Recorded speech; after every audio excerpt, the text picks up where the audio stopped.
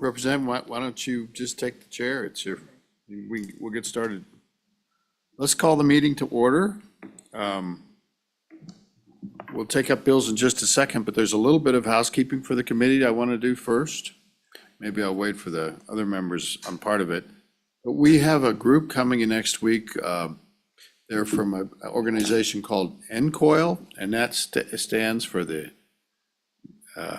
National Conference of Insurance Legislators. And it's a group where it's states that have all paid membership into a group to address insurance problems. And can you think of anything more exciting than that, actually? No. I mean, honestly. That's what I was thinking. But they're sending a team from DC. There's an office in DC, and a lot of states pay dues into this organization. And they're basically coming here to pitch joining NCOIL so we can add our voice in insurance regulation.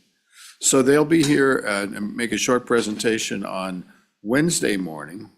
And then on Tuesday night, they're planning some kind of informal gathering for folks that might be interested to just go maybe get some light food and refreshments. Maybe it'd be something like the Albany, but it'd be Tuesday evening, early evening. So, and Senator Dockstader and Senator Boner, I'm talking about a group that's coming to pitch a membership to us called the National Conference of Insurance Legislators.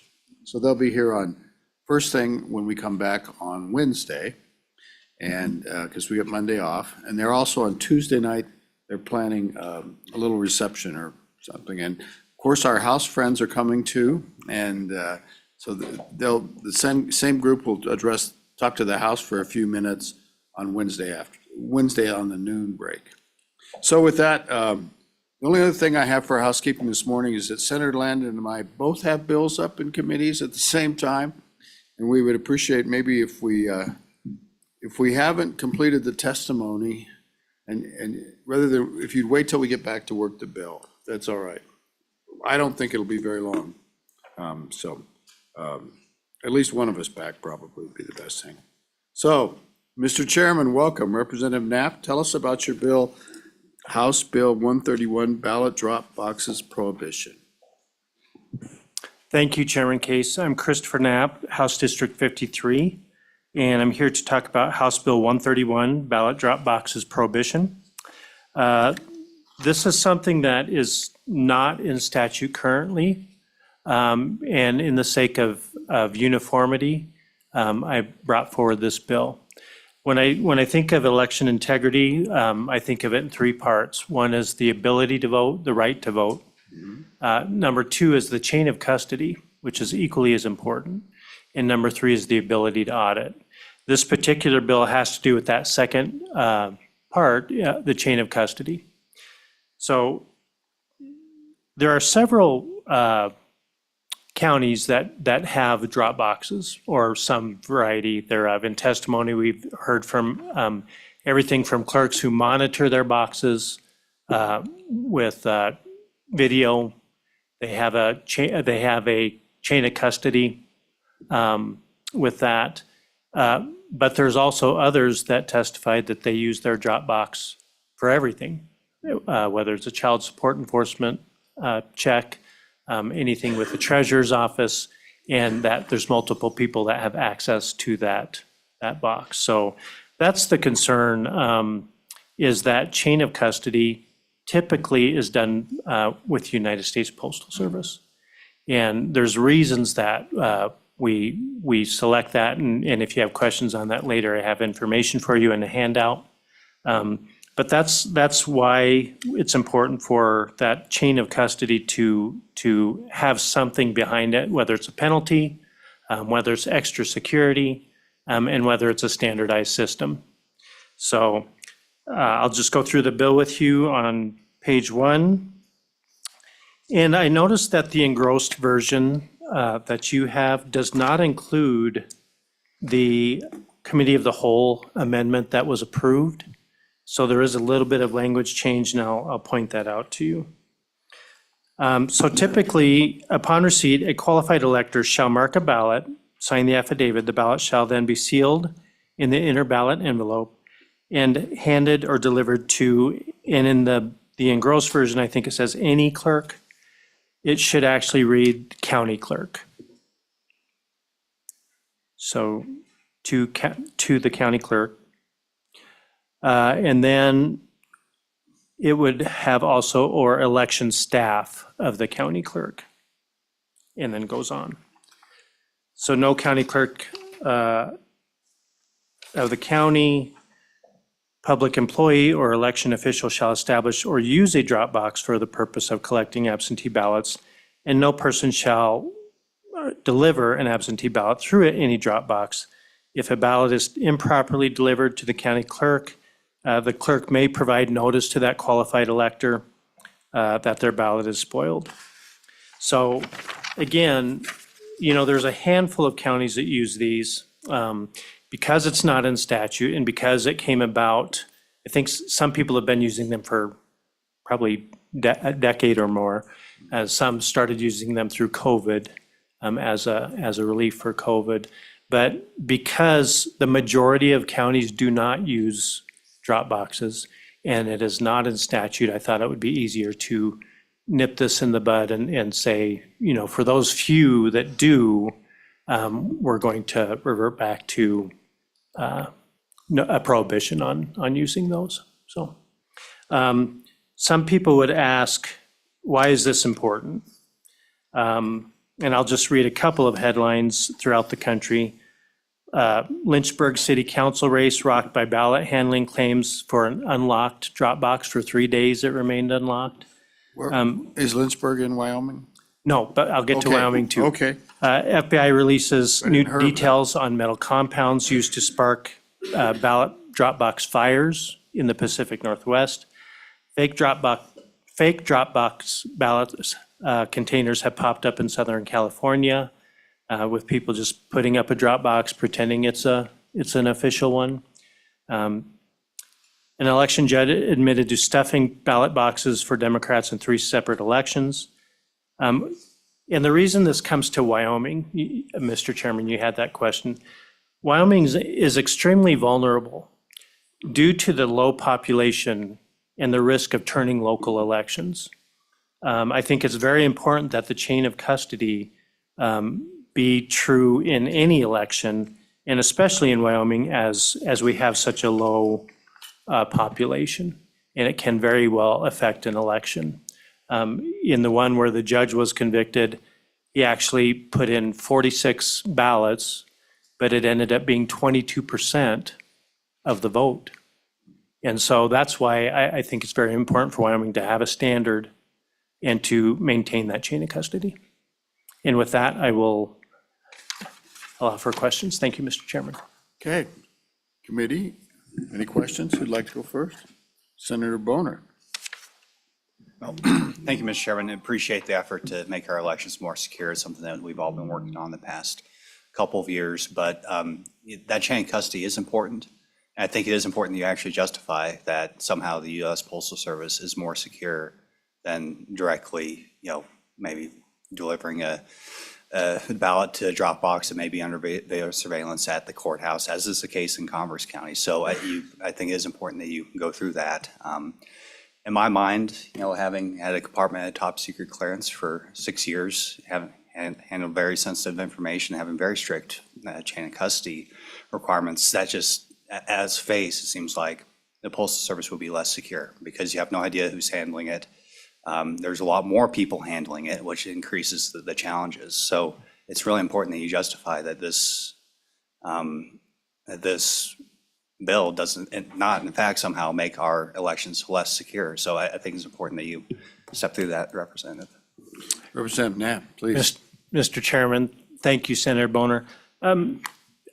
I believe there's that fallacy out there that somehow drop boxes are either equally safe or more safe than the United States Postal Service. So I submitted a form to you to read on the U.S. Postal Service dealings with elections and dealing with the penalties for those elections as well. But some of the key points is The United States Postal Service in 2020 general election handled 99.98% of all ballots mailed in. In 2022, the United States Postal Service handled 99.93% of all ballots handed in. And they have an entire branch of the Postal Service, the postal inspectors, that are in charge of making sure that both those receptacles are safe, that the collection of those contents are safe, and that there's a penalty if mail is tampered with. And that penalty includes tens of thousands of dollars of fines, in some cases up to 100,000, and 5 years in prison. And so people are much less likely to try to have a nefarious action with a postal box than a drop box. A drop box, again, because it's not in statute, has no penalty to it. It has no guidance as to how we secure those drop boxes.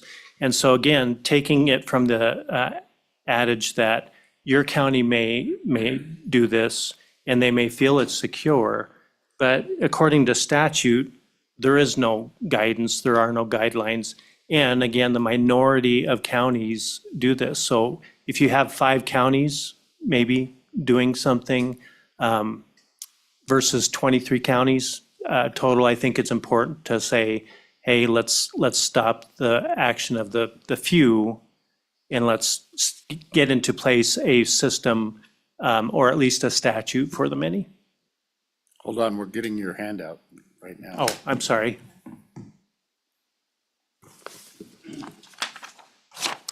It doesn't look like there's any extras for the audience. I'm sorry. So, Mr. Chairman, this is just a 5-page report on the guidelines and handling of postal mail by the U.S. Postal Service, and especially this is geared towards elections. So that's just extra information for the committee. Thank you very much. And I think that would be available online if anybody wanted to look, or we could share our copies. Any other, Senator Dockstader? Thank you, Mr. Chairman. Representative Knapp, you said a majority, out of our 23 counties, we could certainly have a number, couldn't we? Or is that a question for the upcoming testimony from the clerks? I think the clerks will, Mr. Chairman, I'm sorry. Go ahead, Mr. Chairman, Senator Dockstader, that can be testified to the Clerks Association, but as I remember from both Secretary of State's testimony and the clerks, there were about 7 that had used them, and then a letter went out from the Secretary of State's office, guidance basically to cease and desist using drop boxes, and I think 2 counties complied with that during the last election, and the remaining 5 continued to use drop boxes. Thank you. Anybody else? Chairman Knapp, I was just looking, is it Committee of the Whole Amendment number 1 in the House that you think was improperly put into the bill? Mr. Chairman, correct. Okay, so I pulled that up, and it's, of course, that it would track the white copy. We have the white copy, folks may not have it.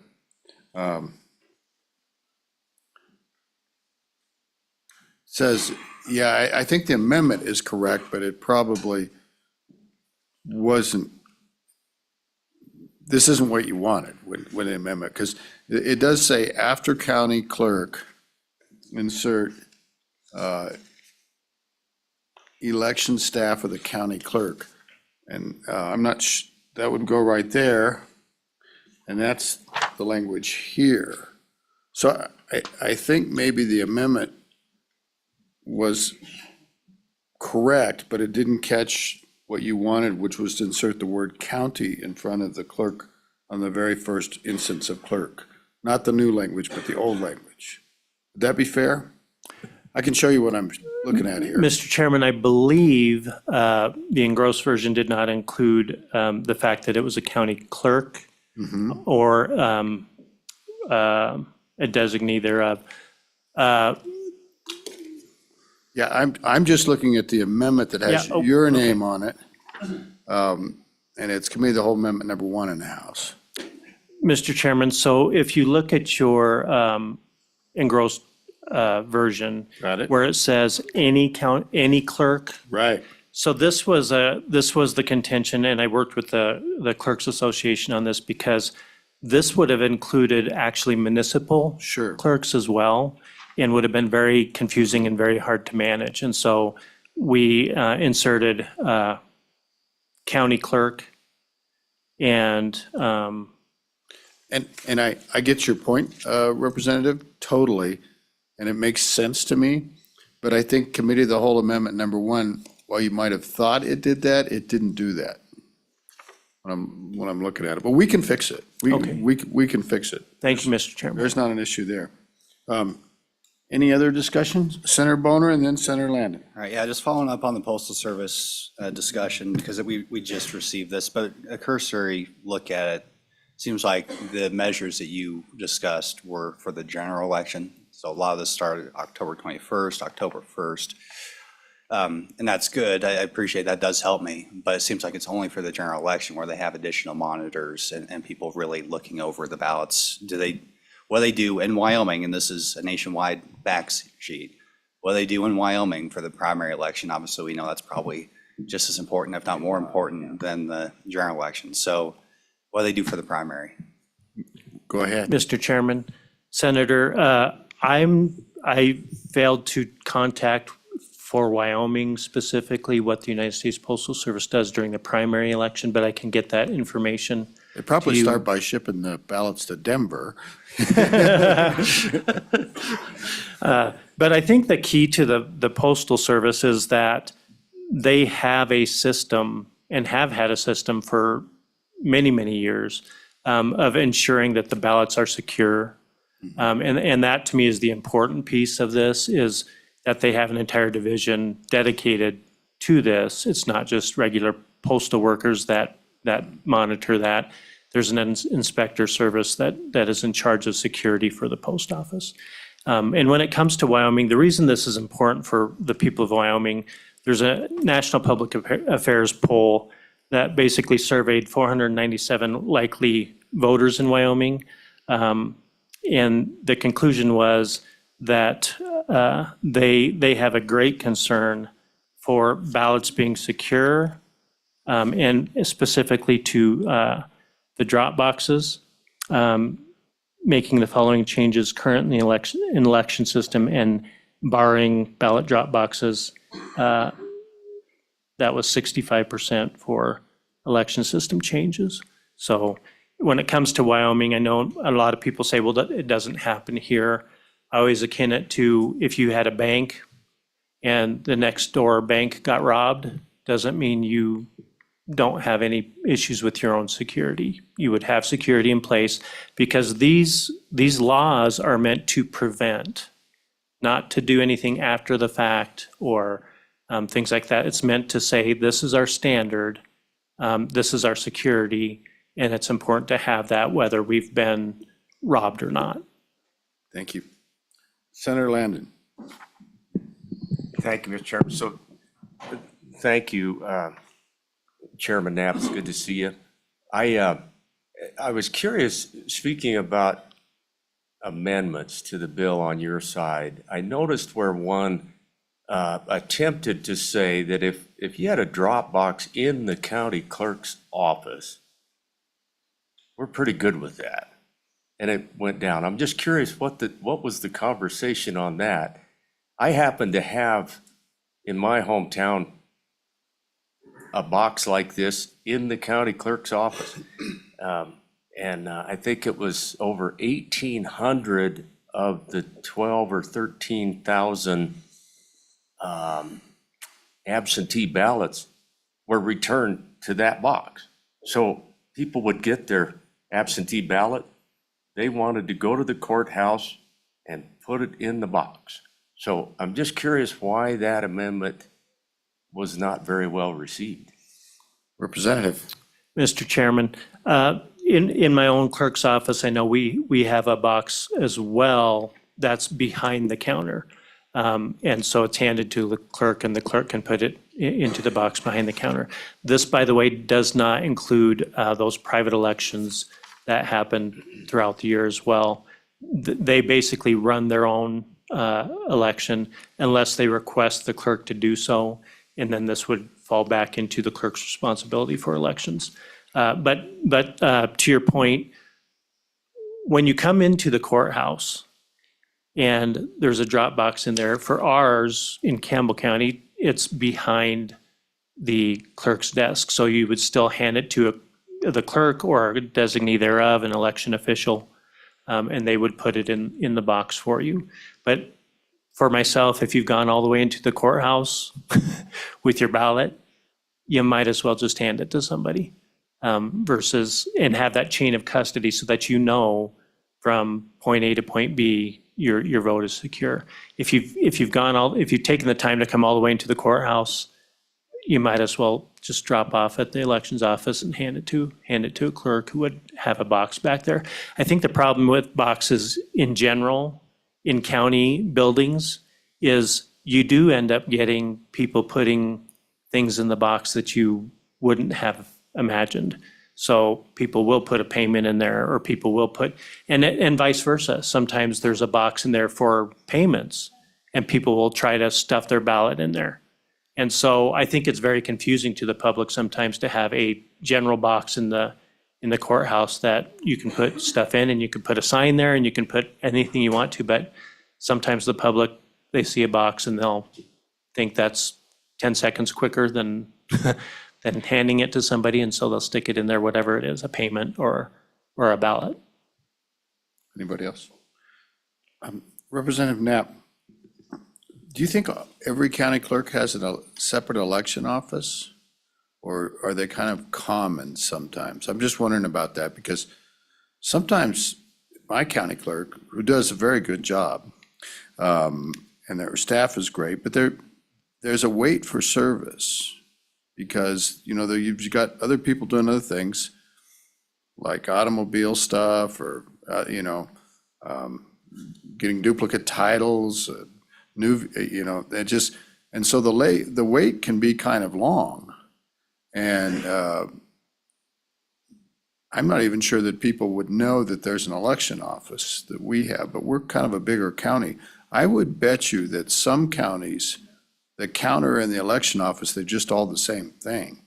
And so if you're dropping a drop box off or dropping a ballot off, you would have to wait in that line with the people that are working their titles, and you might get there at a bad time. Do you see what I'm going with that? I'm just asking, is that a problem, or is that a feature? Mr. Chairman, thank you. I think when it comes to elections, it's very important for us to have the ability for somebody to vote. And we have several ways of making that convenient as well. So that's why we have, days running up to an election where you can come in, 20 days beforehand if you'd want to and cast your ballot. But in my county, we do have a separate elections office. I realize in most counties that you probably don't. I'm not sure. But to me, it's no different than doing business with the government. If you do come in and there's a line, whether it be for a title service or whether it be to hand your vote in, voting is a right, but I believe it's also a responsibility. And so that's why you have a driver's license or a Wyoming ID or a photo ID. That's why you go to a polling place to vote. If we made it completely convenient for people, I always say people would be sitting at home eating a bag of Cheetos and pressing a button for the election, because that's the most convenient for them. But I do think, number one, our clerks are amazing. I've had great relationships with the clerks, and my own clerk, who retired recently, but the new clerk's just as amazing. And they ensure that their customer service is par none. They do handle people as quickly as possible in the front desk area. And so I believe that because every clerk's office, and to your point, every clerk's office is different, right? We're set up differently. They handle elections sometimes differently. They handle polling places differently. But I think there's some things that, because of the 3 tiers of elections, the ability to vote, the chain of custody, and the audit. For Wyoming's sake, I think there are some things that need to be uniform and need to be ensured that a person's vote that was placed isn't disenfranchised by either an illegal vote or losing that vote in the chain of custody process. So do you think that the right to vote is as important as the right to keep and bear arms? I think that we have certain rights that rise to that level, yes. And I think Which one's more important? I think one ensures that the other one stays important. But, Mr. Chairman, when it comes to the right to vote, that's one of our fundamental rights as a country. That's why we're able to have a republic. And so I view the right to vote as paramount, as does typically the press. That's the one thing, we don't want to disenfranchise anybody.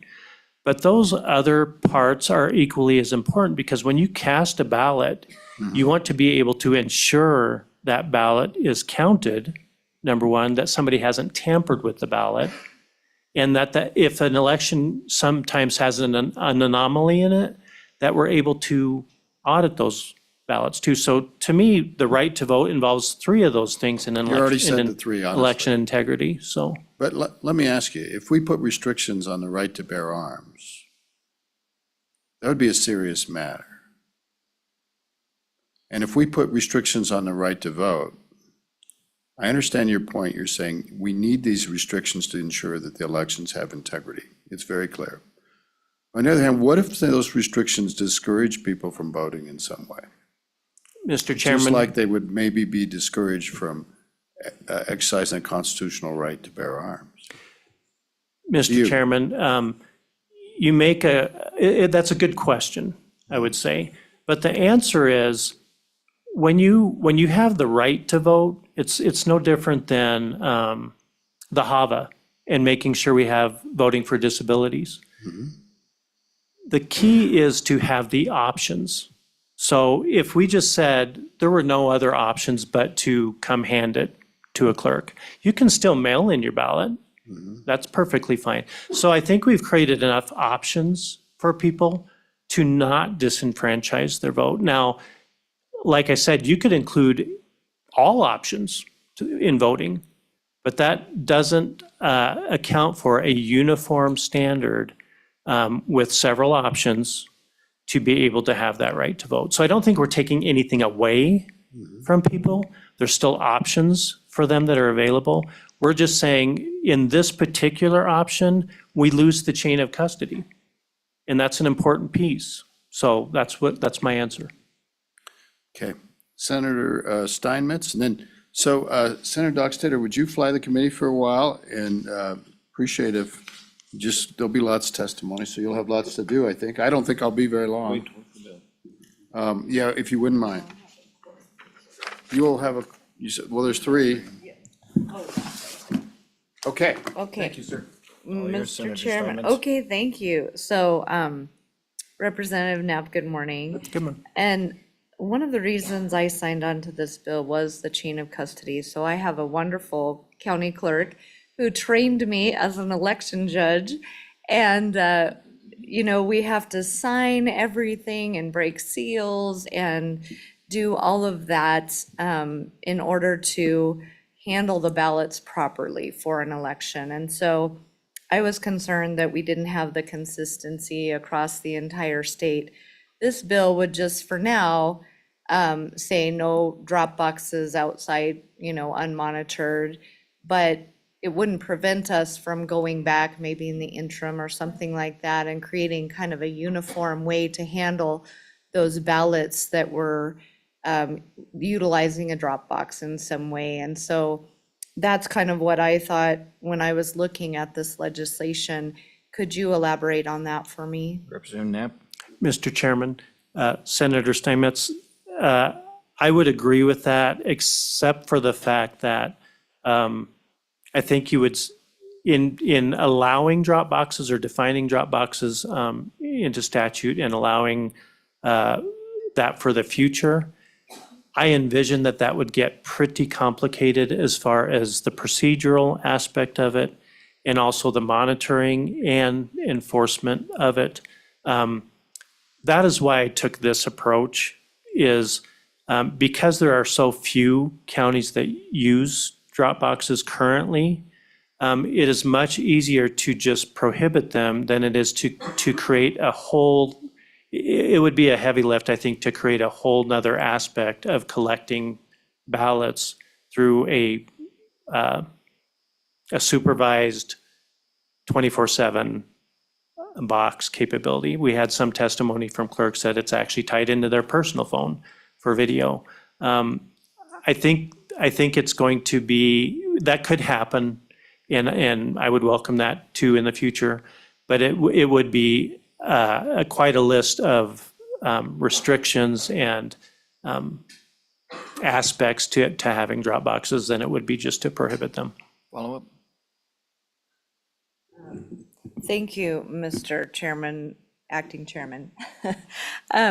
So we do have, I don't know if we want to talk about it, but I think there's, do you have any aversion to having one on the counter in a county clerk's office? Or would that be something that you would be non-supportive of? Representative Knapp? Mr. Chairman, Senator, I've looked at this situation in my own county. So we do have a separate elections office, and it's sometimes open, sometimes not. You can go in there, but there's no way to leave a ballot provision in that office. There's a box in there, but it's behind the counter. And it's for when people do come in and they are handed it to the clerk accepts it and then would put it in a box. The concern that I have is if you go into your courthouse at any given time, sometimes there's a long line, but other times there's nobody. There's nobody there. There's nobody at the counter. And so my concern is because there is such different situations in walking in and thinking you're putting your ballot into the box and it's secure and it's going to be counted. I would say that I wouldn't mind having boxes in as long as they were behind the counter, and that it was something that the clerk had hands on in putting the ballot into the box. Representative Sponer? Representative Knapp, if you're done, maybe we'll turn over to Secretary of State's office. Thank you, Mr. Chairman. All right, thank you. Secretary of State's office.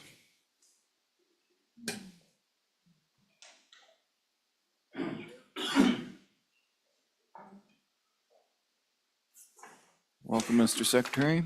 Go ahead. Thank you, Mr. Chairman. I am Chuck Gray, the Wyoming Secretary of State, and I am joined to my right by Joe Rubino, our Policy Director and Counsel.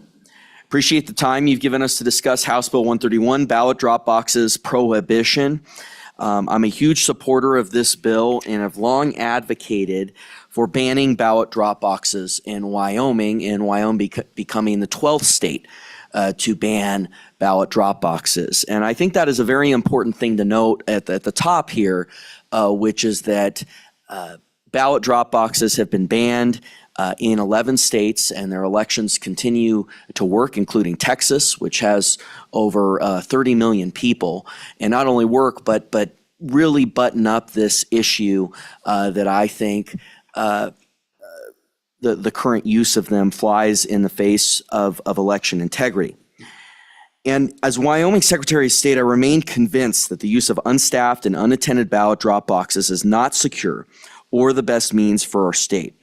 And it really goes back to the chain of custody for these ballots. And just to give a couple of vignettes that I observed in states which still allow unstaffed ballot drop boxes, during the 2024 election in Montana, A significant incident highlighted the vulnerability of ballot drop boxes when an individual employed by the Democratic Senatorial Campaign Committee, who was since terminated from this position, was caught on video tampering with the drop box and appearing to tear it off the wall in Glacier County, Montana. In Oregon and Washington, the FBI investigated fires set to ballot drop boxes during election periods, which destroyed and damaged submitted ballots. These deliberate acts of sabotage underscore a critical vulnerability of unattended drop boxes, their physical security.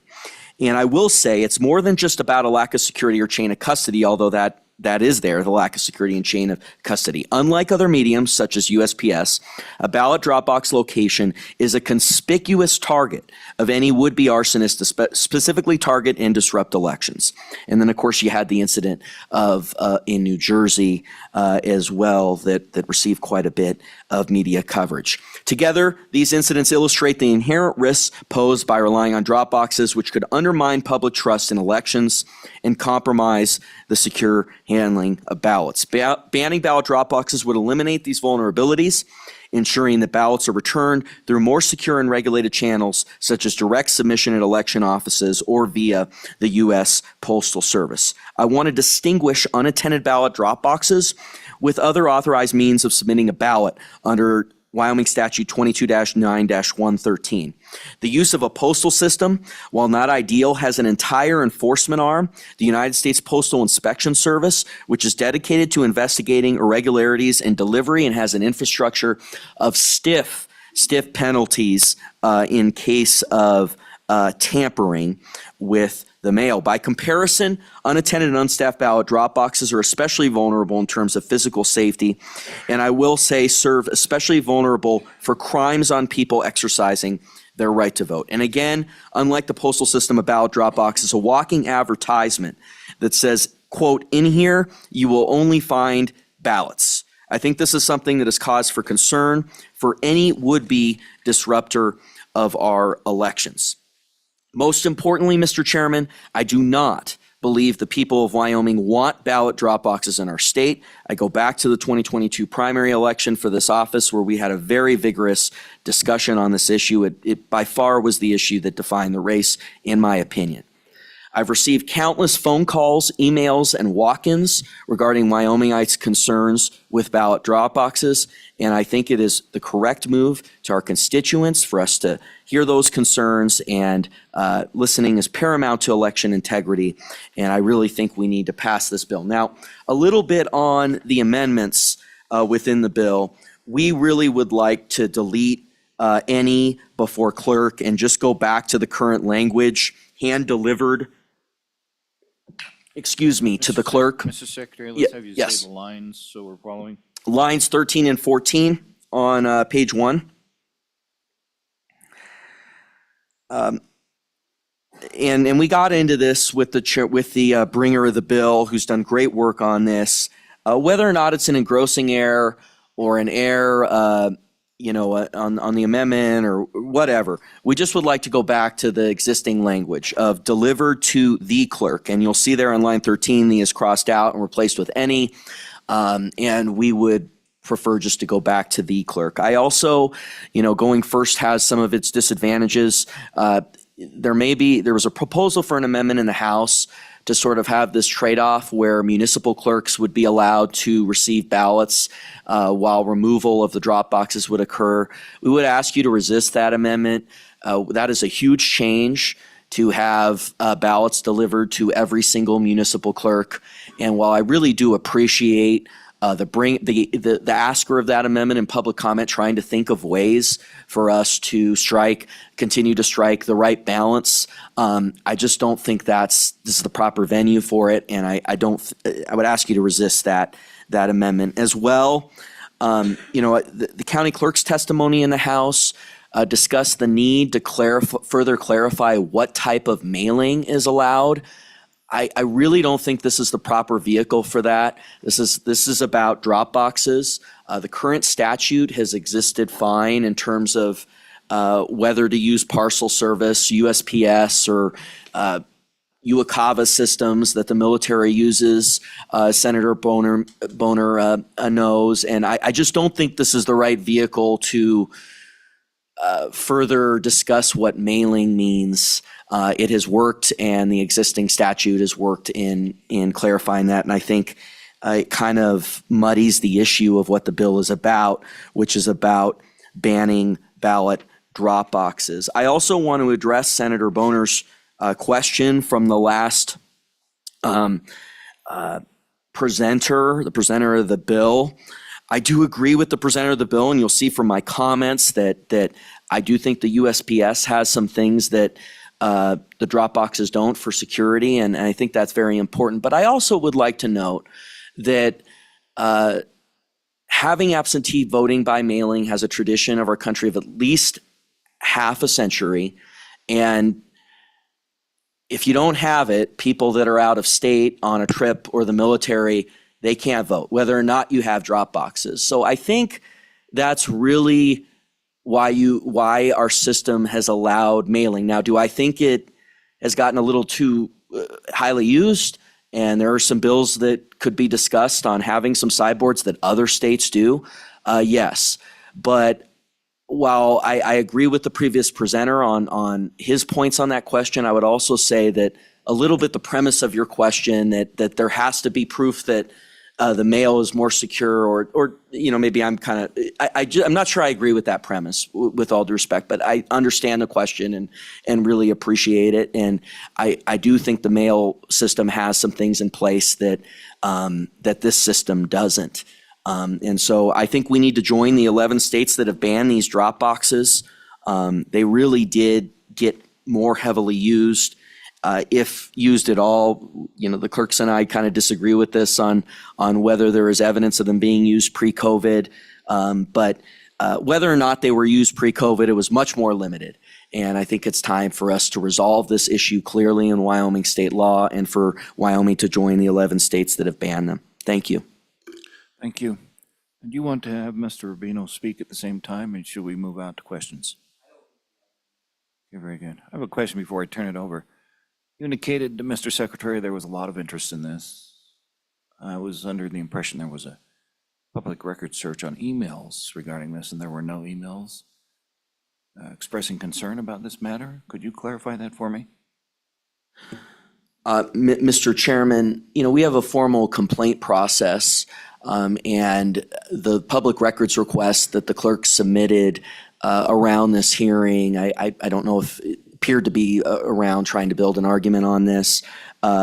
There were no formal requests submitted on it, but that's largely because the clerks have taken the position that this is allowed in Wyoming state law. And while I disagree with that, I think that the public viewed that as not having a venue for being able to submit that, because they were being used by the clerks. Now, we did receive one from Albany County that I think that individual heard the testimony that was had, that there had been no complaints on that. And he wanted to be clear, because he had called our office, as we said in the testimony, that we received a lot of communication via calls and obviously on the campaign in 2022 around this issue. So I think he wanted to sort of maybe nip that in the bud and be clear that, I think that's an example. I mean, he submitted a lot of that individual did submit complaints to our office and was very concerned about the drop boxes, but he didn't think to submit a complaint, I think because that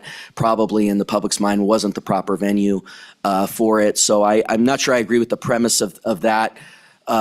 And I understand you've heard that, so I appreciate you bringing that, but I'm not sure I think that rejects the communications I've received and the vibrant debate on the campaign on this. And I think there was a clear contrast in I almost think it became a referendum in some ways on the issue. I think it was the number one issue was the differences in between the two main candidates the two candidates that ended up moving to the primary on this issue. Thank you. So, Mr. Secretary, just so I understand, there was one email and nothing else, right? No, Mr. Chairman, there was one formal complaint submitted.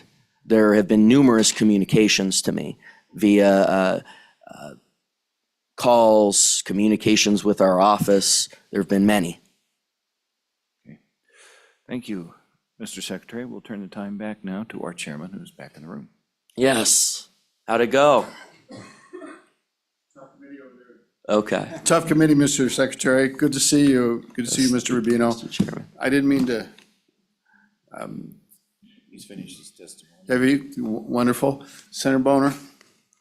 Thank you, Mr. Secretary. We've talked a little bit about the penalties associated with tampering with U.S. mail, but I'm looking at 22-26-101, which has, imprisonment up to 5 years, probably no more than $10,000 or both for part of that is felony offenses dealing with the election code. So it looks like unlawful opening of a ballot box is included in that. Am I reading that correctly? That, if you were to say tamper with a drop box, that would be a felony with up to 10 years, or 5 years in prison? Mr. Secretary?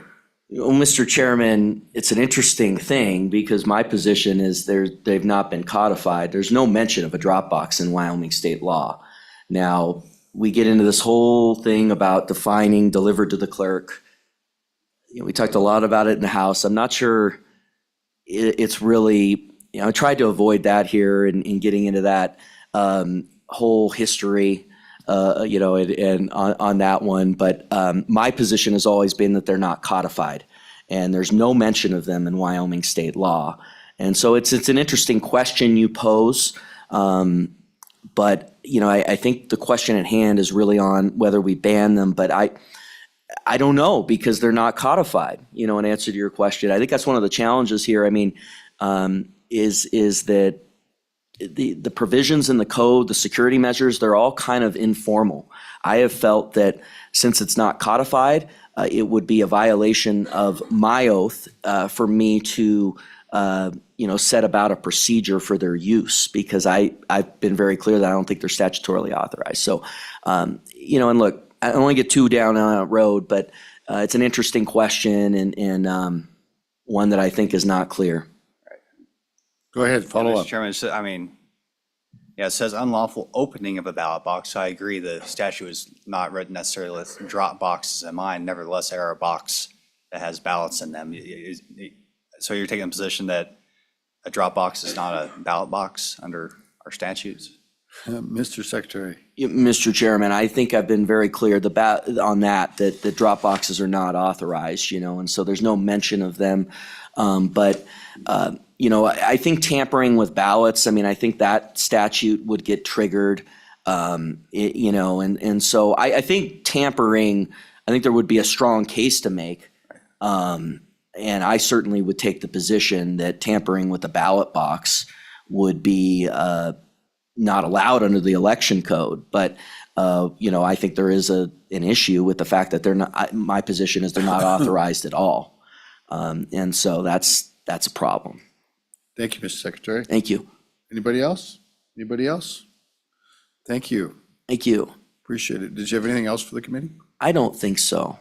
Okay. I do want to be clear though on that last, Yes, sir. I was Senator Boner's question. Maybe we had a little bit of an interesting colloquy there and appreciate it. The tampering with a ballot, that would be triggered Right. under that. So I think, but I wanted to make sure to mention the problem with the lack of codification. So thank you. Thank you. Looks like Senator Steinmetz has a. Yes. Go ahead. Thank you, Mr. Chairman. And Mr. Secretary, I guess that to me triggers another question, and that is the chain of custody. So if we have an outside ballot drop box, and we want for that election tampering to be triggered, but it's an unattended box, we don't have any way to prove, what happened out there. And so that breaks that. To me, that's my concern.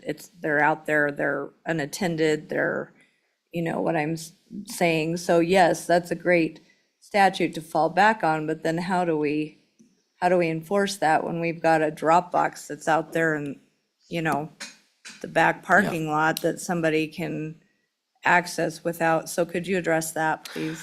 Well, I appreciate. Mr. Secretary, please. Thank you, Mr. Chairman. Appreciate that, Mr. Chairman and Madam Senator. I think you're right, and that's exactly why one of the main reasons I'm opposed to them. Now, going first is a little bit of a disadvantage. Presaging the clerk's testimony, I know their response is going to be the response they've given since 2022 when this came up. probably, which is that they're going to say they have cameras on them that pings their phones. I have a number of responses to that, which is one, I mean, how do we know that a Ring camera is pinging every time? They're very, as you know, if you have one, it's pretty, it varies, and it's you really don't have those checks. It varies in its effectiveness, and I don't think a Ring camera or whatever motion censored camera we have is really the answer. Plus, it's not codified in law, so there's really no provision for me to review the footage. It's just a motion censored thing unless they're scrolling through it 24 hours every day. So if the motion censoring isn't working and there's really no check there on that, then we're not going to see that provision, that portion of the video. There have been public records requests on the footage. The compliance with the counties on turning over that footage has varied. I reviewed that a little bit yesterday. I haven't been privy to every single communication because that's footage that the county retains, not the state. There's at least one where there have been issues in the receipt of that footage via the Public Records Act, which would be a good check, right? As they could maybe go through all 24 hours and it's good to have that check as well. So that's been an issue as well as how is that footage received? And if there's a view that there's an exemption for the Public Records Act or they're not able for whatever reason to turn that over, that's a problem in my opinion. Thank you. Thank Anything else? Thank you, Mr. Secretary, Mr. Rubino. Who else? Is it time for the county clerks?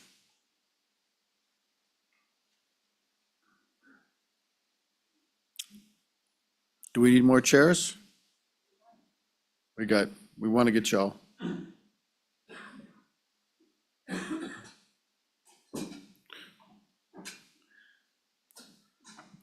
I don't know if you want to be on deck or you want to share microphones, however you guys want to work it out. But we'll make sure you all get heard. Ms. Langford, shall we start with you? Sure. Good morning, Mr. Chairman and members of the committee. I'm Mary Langford, and I have the honor of representing the county clerks of the state of Wyoming. And with me today at the table, I have the Honorable Julie Freeze, Fremont County Clerk, the Honorable Malcolm Irvin, the Honorable Clerk from Platte County, and also the President of the County Clerks Association. In our front row, I have Deborah Lee, who is the Laramie County Clerk, and I also have Kayla White, who is the Albany County Clerk. And they're both honorable too. Yeah, and they are all honorable. And I have some more honorables. They're going to be on TV, sir. Okay. And we also have on deck Karen Rimmer, the Converse County Clerk, Mo Murphy, the Teton County Clerk, and Cindy Lane, the Sweetwater County Clerk. So they'll trickle in as we go here. But to kick us off, first of all, I want to make sure that you realize that the County Clerks Association has no position on drop boxes. Our purpose today is to provide facts about the use of drop boxes in Wyoming counties in an effort to assist you in making the best policy decision about them. I have some statistics that came in January from NCSL, which you're familiar with.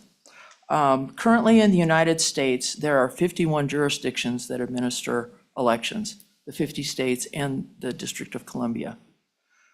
28 states plus the District of Columbia, 29, permit ballot drop boxes. There are 12 states that prohibit drop boxes.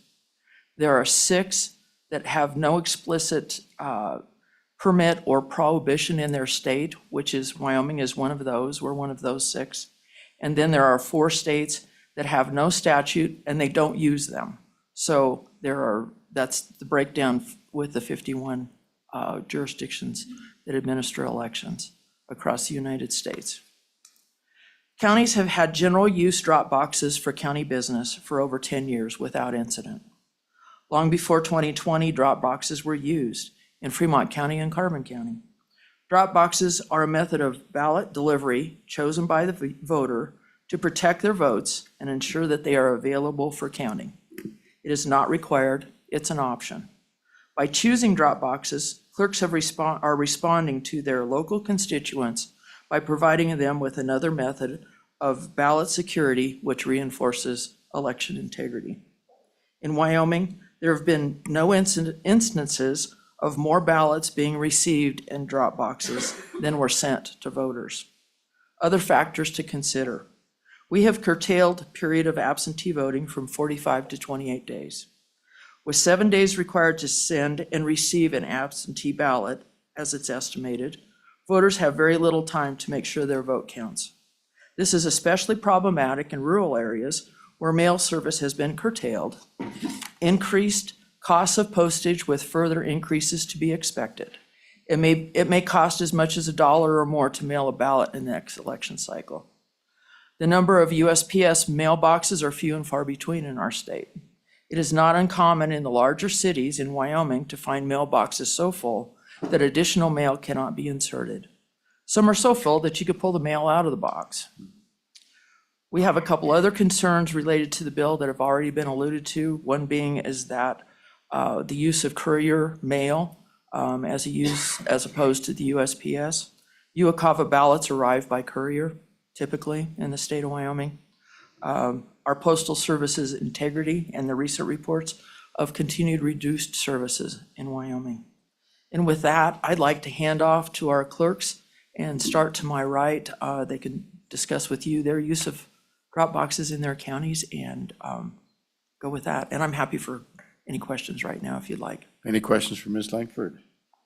Any questions for Ms. Langford? Thank you, Ms. Langford. Ms. Freese, Clerk Freese. morning, Those Mr. buttons are Chairman. tough. Good morning, good to see you. Yeah. Good morning, Mr. Chairman and members of the committee. I'm Julie Freese, Fremont County Clerk, and I first would like to speak more from what Mary said for the Clerks Association first, and then I'll give a little bit of testimony for Fremont County. So to answer some of the questions I heard this morning from you all, I'm going to try to answer some of those. So just so that everybody knows, the County Clerks Association by themselves decided to do chain of custody and uniformity procedures starting in 2022. And we continue that every year. That is also not in statute that we have to do that, but it's important that we do that. And we did it on our own. I'm also on a national committee, and I heard other places say, oh, our legislature was trying to legislate that for us. And I said, why would you do that? Do the chain of custody and uniformity yourself. That is something we need as clerks. So I just want to let you know we've already done a lot of those items. On the Dropbox that we talked about here, I did a survey, and I believe you guys received that in the mail or in the email. We had 6 specific drop boxes for counties, and we had some 3 non-specific. So Teton County has a specific drop box outside. So does Laramie, Albany, Fremont, Converse, and Sweetwater. And when I say specific, it's outside and it's monitored, and it was specific for drop box or for absentee ballots. Natrona County had one at the end of their counter, and I believe maybe Senator Landon, you might have received a picture of that from your county clerk.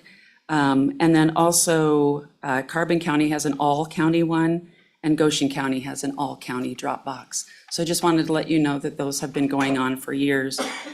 And by all county, you mean that it could be commingled with other things? Anything, Yeah, yes. okay. That they Thank can, you. and they've had those for amazingly how many years they had that, and I had sent those stats to you as well. Also, you had the question about what if you have your counter full or if you don't have an election office? And there are a lot of our counties who have 2 or 3 employees, period. That includes the clerk. And we do titles and marriage licenses, land recordings. We're the clerk to the Board of County Commissioners. We do the budget. We do all the payroll for the county and all of the accounts payable also for the county, including elections, which is busy all the time. So I do have an election office, but I have 3 dedicated folks to that, and I got the 3rd one just recently from my county commissioners. My chief deputy spends her entire year downstairs, so that makes 4. I went down to help during this last session when we were doing early voting, and people would come by and wouldn't want to stay in line, and all they had to do is drop off their ballot, and they're throwing it in the window, saying, stop, so we can look at it and make sure that you signed it. I mean, it's more important that it's correct for them.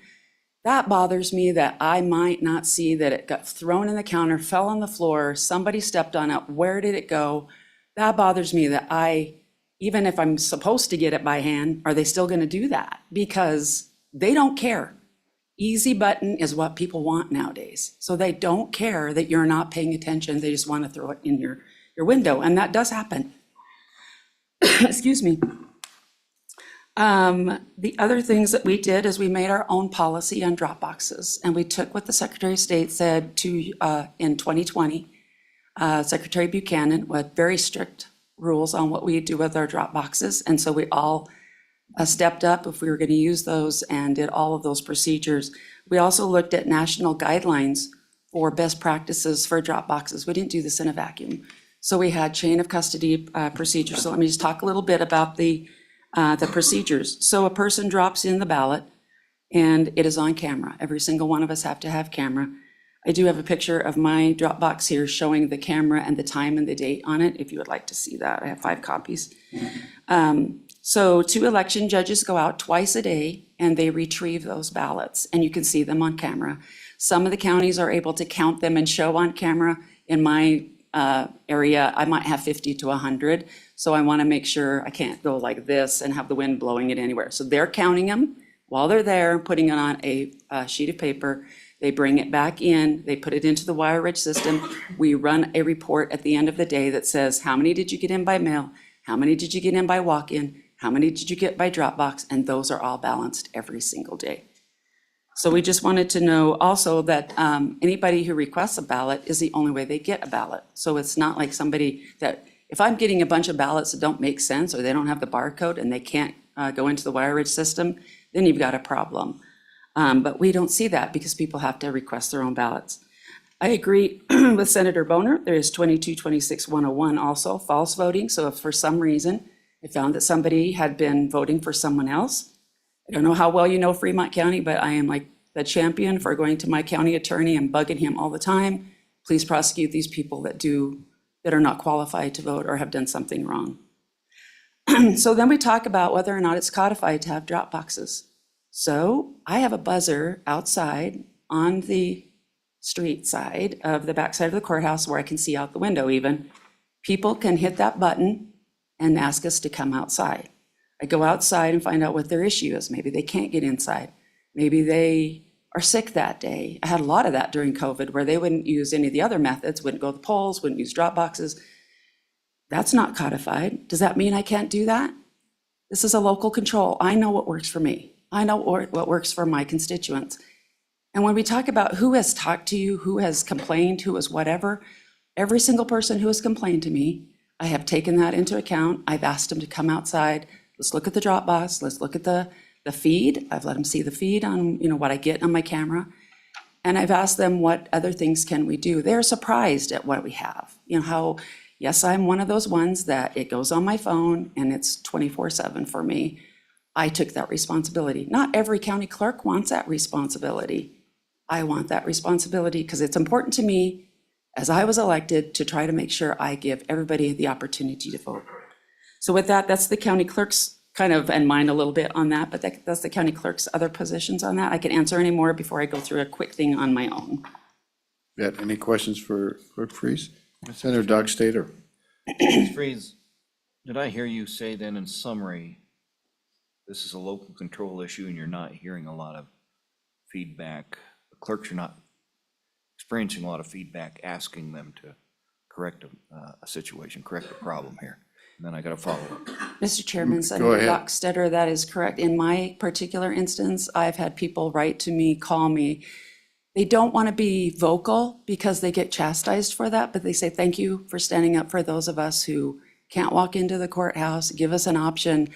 I work shift work, so this is very convenient for me. Thank you for standing up for us. So that's what I'm hearing. Thank you, Mr. Chairman. Mr. Chairman. go ahead. Ms. Freeze, on your handout, I'm going over the counties and how they secure their drop boxes. My home district, one county, they bolt it to the concrete. What kind of feedback would you get from the clerks if we said, let's find a solution that maybe puts those drop boxes inside a building, inside your offices in some way, better secures them? Thank you, Mr. Chairman. Clerk Freeze. Mr. Chairman, Senator Dockstetter, again, the policy is yours, but yes, I think we would all be okay with saying at least we could have it, maybe like Natrona County has, where it's the end of the counter there, where it says this is for your absentee ballots. Anything that helps the voter get through the process and votes. I think that's the important part, to make sure that we don't make it so restrictive that they quit voting. Thank you, Mr. Chairman. Anybody else? So the only. Clerk, few- go sorry. ahead, you The only finish. thing for Fremont County that I would like to specifically, just to talk about my, again, Dropbox, I have 24-hour surveillance. They feature durable constructions, locks and seals to prevent tampering. Maintaining the keys to the Dropbox are in my office in a secure manner, and only certain people are allowed to use them. We all have badges, so even all the election judges who work for me, I have ID badges for them. Only those people are allowed to touch things and certain things in our office. We use bipartisan teams of 2 to remove ballots and bring them into the county clerk's office. Again, we count and account for all ballots from the Dropbox using chain of custody at all times. These are just the minimum requirements in our policy, but a lot of us add, like, at the end of the day, I tried every single day to go back and take pictures of everybody. And the last time I did this testimony in the House, I got some feedback that they chastised me for doing that, even so. They didn't I like can't to have win. their photo. I can't win that I try. I do want to say, I did have somebody put something in the ballot box that they shouldn't have. It was a registration form. And I went back that day to the camera. I figured out who it was. I called them and I said, did you drop this off in the Dropbox? They agreed that they had done that. I said, we don't take registrations here. You need to take this person that you brought their registration. You need to let them know they are not registered and they have to come to our office. So we do know when there's a problem.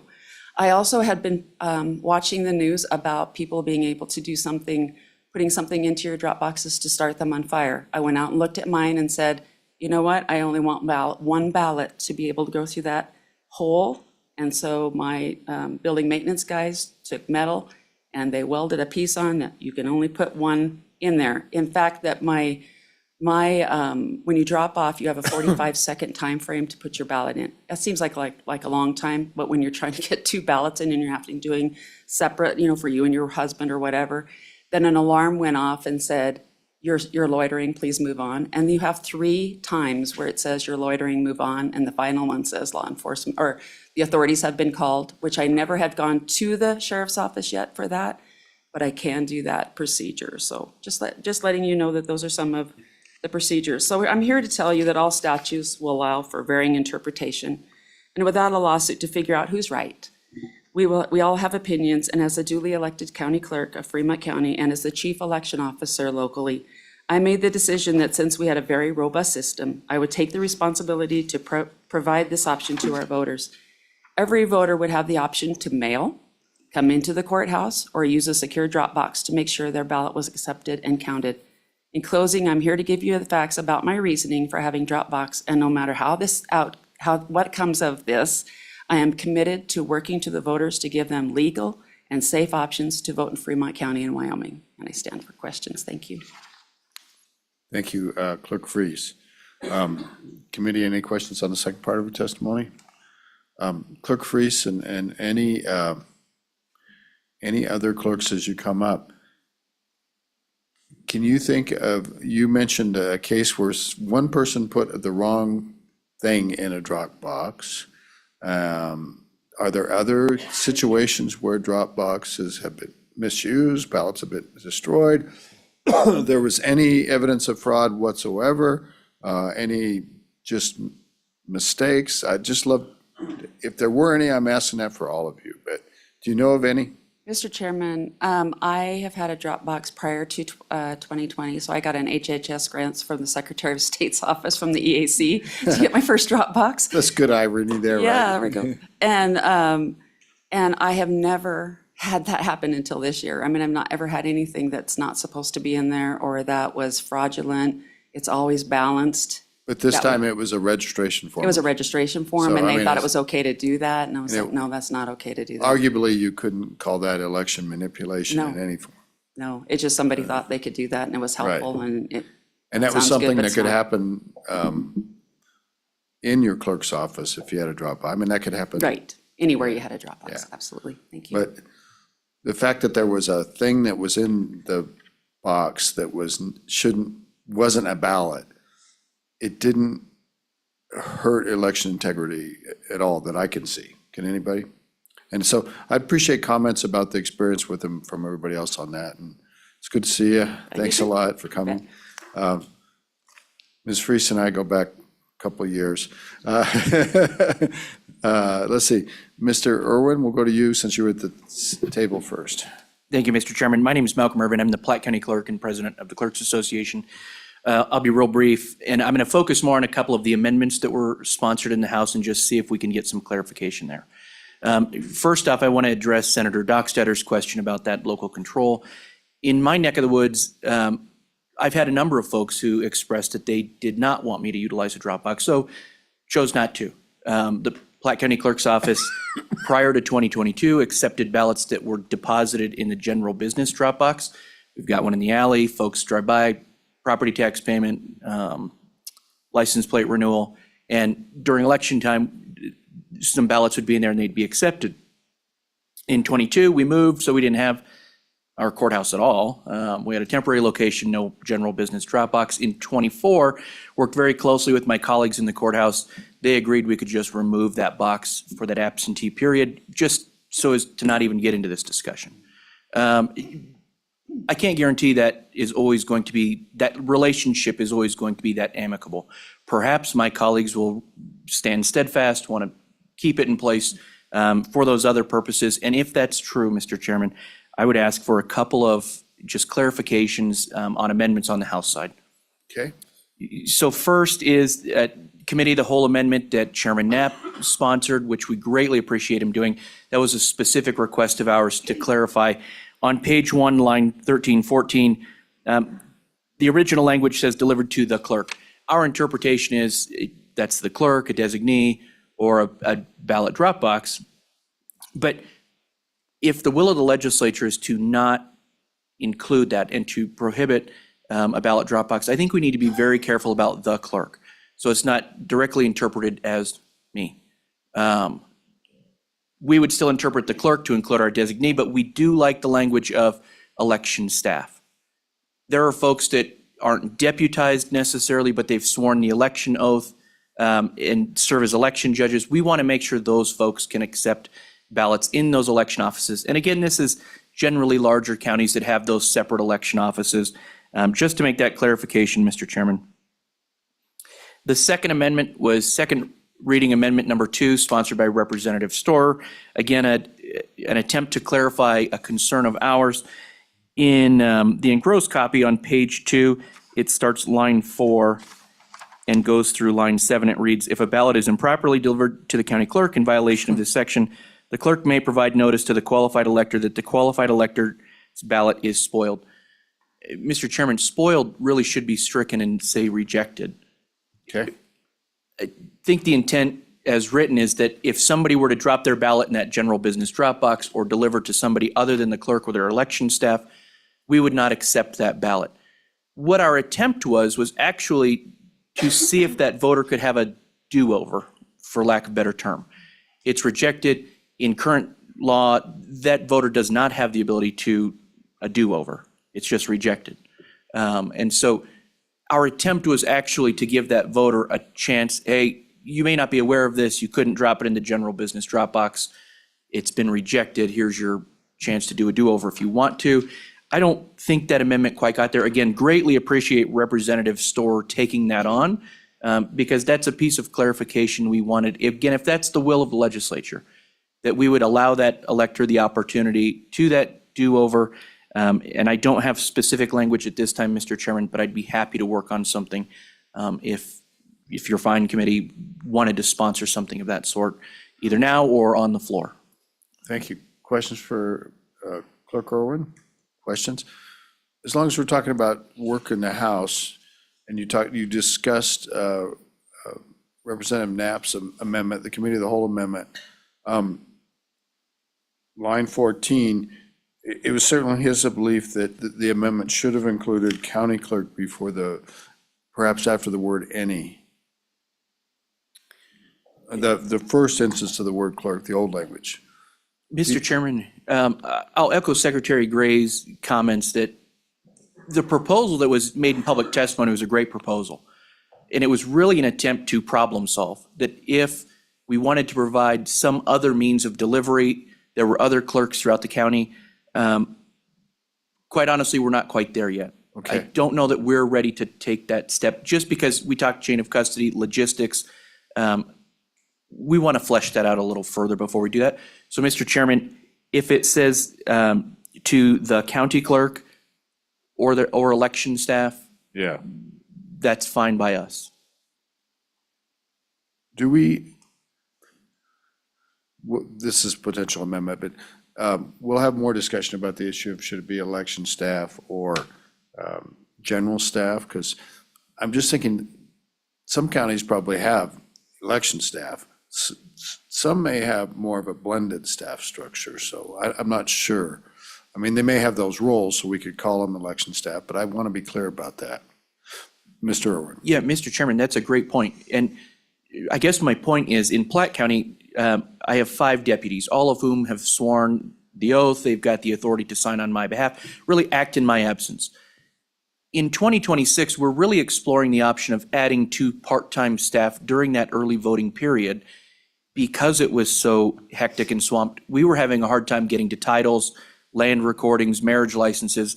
People, I guess, were just going to have to put their matrimony on hold. That's probably a good thing. Perhaps we were doing them a favor, Mr. Chairman, I don't know. But we really started to explore that option of adding some temporary staff just to ensure we can deliver our other statutory obligations. So what I'm trying to do is guarantee that those temporary election staff who aren't formally deputized, can't sign on my behalf, can't act in my absence, that they can still accept an absentee ballot because that's their role. They're acting as the election administrator in that short 28-day time frame. And so, Mr. Chairman, that's my attempt at some clarity here. Maybe we could come up with some better language. Senator Dockstader. Mr. Chairman, as we do that better language, is it possible, I don't know the details of what it is to swear someone in. Can everyone in the clerk's office be designated and sworn in as election staff just to cover the bases? Possibly. You may or may not want to do that. So, Mr. Chairman, I think by and large we do that. There may be certain instances where that's not the case, but I think especially for, I think what you've heard referred to as hardship counties, we certainly are utilizing every soul who's willing and deputizing that, or not deputizing, excuse me, administering the election judge oath. And perhaps that language is those who prescribe to the election judge oath in 22, and we can get you that citation, but specifically reference the election judge oath. that could work. Anything you. else? Senator Landon. So, Mr. Clerk, thank you very much. It's been really helpful. So if we go to line 7 on page 2, I thought I heard you say that you would favor something which would allow a voter another opportunity. Do-over. So if we put language, something like you're going to notify the voter that the ballot is rejected and may provide the voter another opportunity to vote, Something like what that. would be wrong with that? Because I don't think this is a nefarious situation. I think it's somebody just putting something in the wrong spot. You just don't feel comfortable counting that ballot. You know who it is. You call them, you just say, hey, Bill, you've got to come back down here. What, is that kind of where you were headed with the suggestion there? Mr. Irwin. Mr. Chairman, that is where I was headed with that. And again, I see that as a policy decision. If you, as the legislature, believe that voters should be given that opportunity, we just want to make sure that's clear. If not, we think it's clear now that they don't get that opportunity, so long as the word on line 7, spoiled, is stricken and rejected is inserted. To us, that would be clear that they do not get that opportunity to a do-over. But again, if your intent is that they do, we would just like some further clarification. And so, Mr. Chairman, I think Senator Landon caught on to what I was trying to convey. He's really smart. So we could burn a lot of time talking about the universe of amendments before we actually get to amendments. So those are good things to think about, and we appreciate it. Anything else from Mr. Irwin? Clerk Lee, you're next. Thank you, Mr. Chairman. Deborah Lee, Laramie County Clerk. In the 2022 and 2024 election cycles, voters delivered nearly 5,600 absentee ballots through our drop box. The 2024 general election accounted for more than 2,000 of those ballots.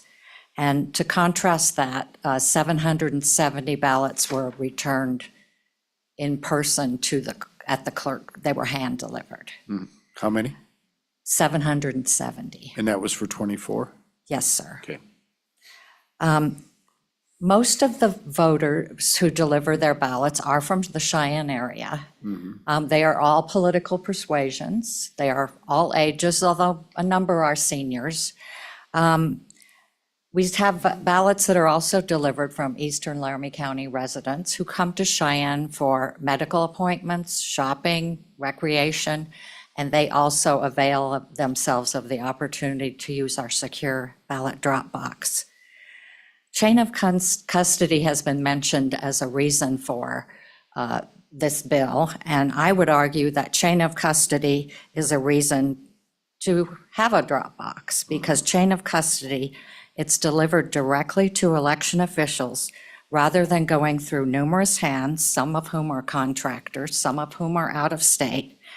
And our voters do depend on the secure delivery of their ballots.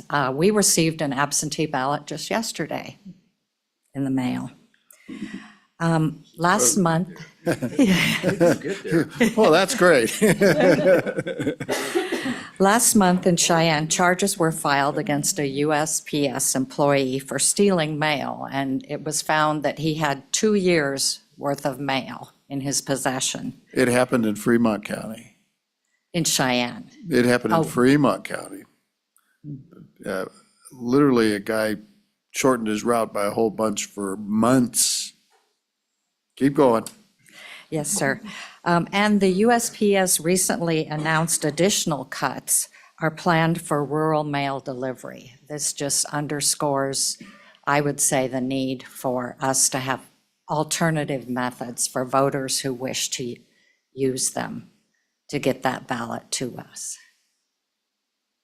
And stand for any questions. And my general question to everybody was about, do you have any, tell me every instance of irregularity, spoiled ballots, nonconformity, abuse of this system? Mr. Chairman, we have seen no abuse of the system. We have never found anything in our drop box that didn't belong there. And one thing with the drop box too, because we get the ballot more timely, we are able to contact voters who failed to sign the affidavit, and we're able to reach them and have them come in and sign that so that their ballot can be counted. Okay, thank you. Let's see if we got questions from the committee. I'm not seeing anything. Thank you, Clerk Lee. Clerk White, welcome. Thank you, Mr. Chairman and members of the committee. I'm Kayla White, and I'm the Albany County Clerk. We were one of the counties that installed the drop box in 2020 in response to the pandemic to give our voters another option to return their ballots. As the drop box was widely used in 2020, we continued to use it in the 2022 and the 2024 election cycles. The box is located right outside of my election building. It has a camera on it 24/7. And it is only ever opened by 2 bipartisan staff or election judges that have taken an oath to uphold the integrity of our elections. They then timestamp, count, and complete a chain of custody record for the ballots that were removed before checking them into our WyoReg system. And looking at the data from our county in 2022 and in 2024, our voters have shown that they do in fact trust our drop box. In 2022 election cycle, we had 2,680 ballots dropped in our drop box. 884 were mailed in and 256 were walked into my office. In the 2024 election cycle, we had 1,499 ballots in our drop box, 1,092. Clerk White, would you mind if I interrupt you? Just housekeeping? You know, we have a big agenda, but we're not going to get to everything, and I think we all realize that now. You know, optimism always comes from the chairman, but we might get to one more vote, one more bill. So if you're here for 156, 238, or 173, we'll take it up on Wednesday, okay, when we come back. I'm sorry, but that's the way it goes. So back to you, Clerk White. I'm very sorry, but I saw Representative Bear going out, and I thought he might be for one of those. So back to you, and I apologize for the interruption. That's right. Thank you, Mr. Chairman. In the 2024 election cycle, we had 1,499 ballots dropped in our drop box, 1,092 in the mail, and 702 walked into my office. Because of its popularity, Albany County wants to offer our voters a choice. on how they return their ballots. If they choose to return their ballot via the United States Postal Service, they can certainly do so. But for those in our more rural locations, those who are leery of the mail, or those who are hindered by the lack of parking around our courthouse, having the secure drop box available is a great option available to them. To answer your question about fraud, we have not had any fraud in our drop box. We have our absentee polling place in our election building. It happens 28 days prior to every election. We have poll watchers that watch us empty the drop box in the morning, and they watch us empty it at 5 o'clock in the evening. So we have not had any fraud, and I think, like Clerk Lee had mentioned, it's a great way to catch a ballot if somebody had forgot to sign it. If we can catch it right away, we can call that voter to come in and sign that ballot, or sign their envelope. On a side note, the issue with the footage, my office was, or my county was the county that received a public records request for the Dropbox footage, for the camera footage. I did release that footage. The only caveat is that it was released and available in my office on a laptop. They had over a month to come in and review that footage. I got a public records request for the primary and the general election, and not one person came in and watched that footage. So we did provide it, but it was not, they didn't take up the option, I guess, to come in and see it. So you're saying that the person that made the request did not review the footage? Mr. Chairman, you are correct. Okay. And I stand for any questions. Okay, thank you. Questions for Clerk White? Any questions for Clerk White? Thank you very much. All right, I think we're in the room, and who else would like to testify on this bill? But we got 3 chairs, so let's just get 3 people up.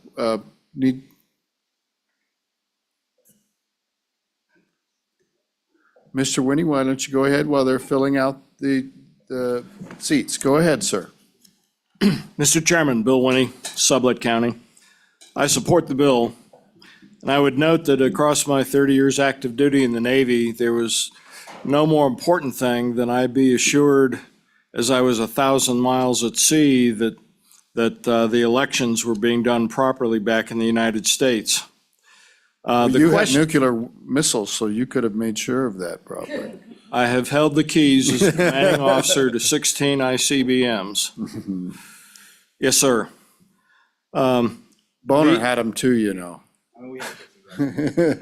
Senator Boner has been in similar shoes. You guys better get along. Okay. I'm sorry, Mr. Winnie, trying to bring some levity and it was inappropriate. Go ahead. No sweat, Mr. Chairman. The issue in front of you is really one of chain of custody. Is it secure or has it been broken with the drop boxes? And in my view, it is broken. On the USS Holland, I had a post office. Yes, the Navy has a rating in its enlisted structure that is postal clerks.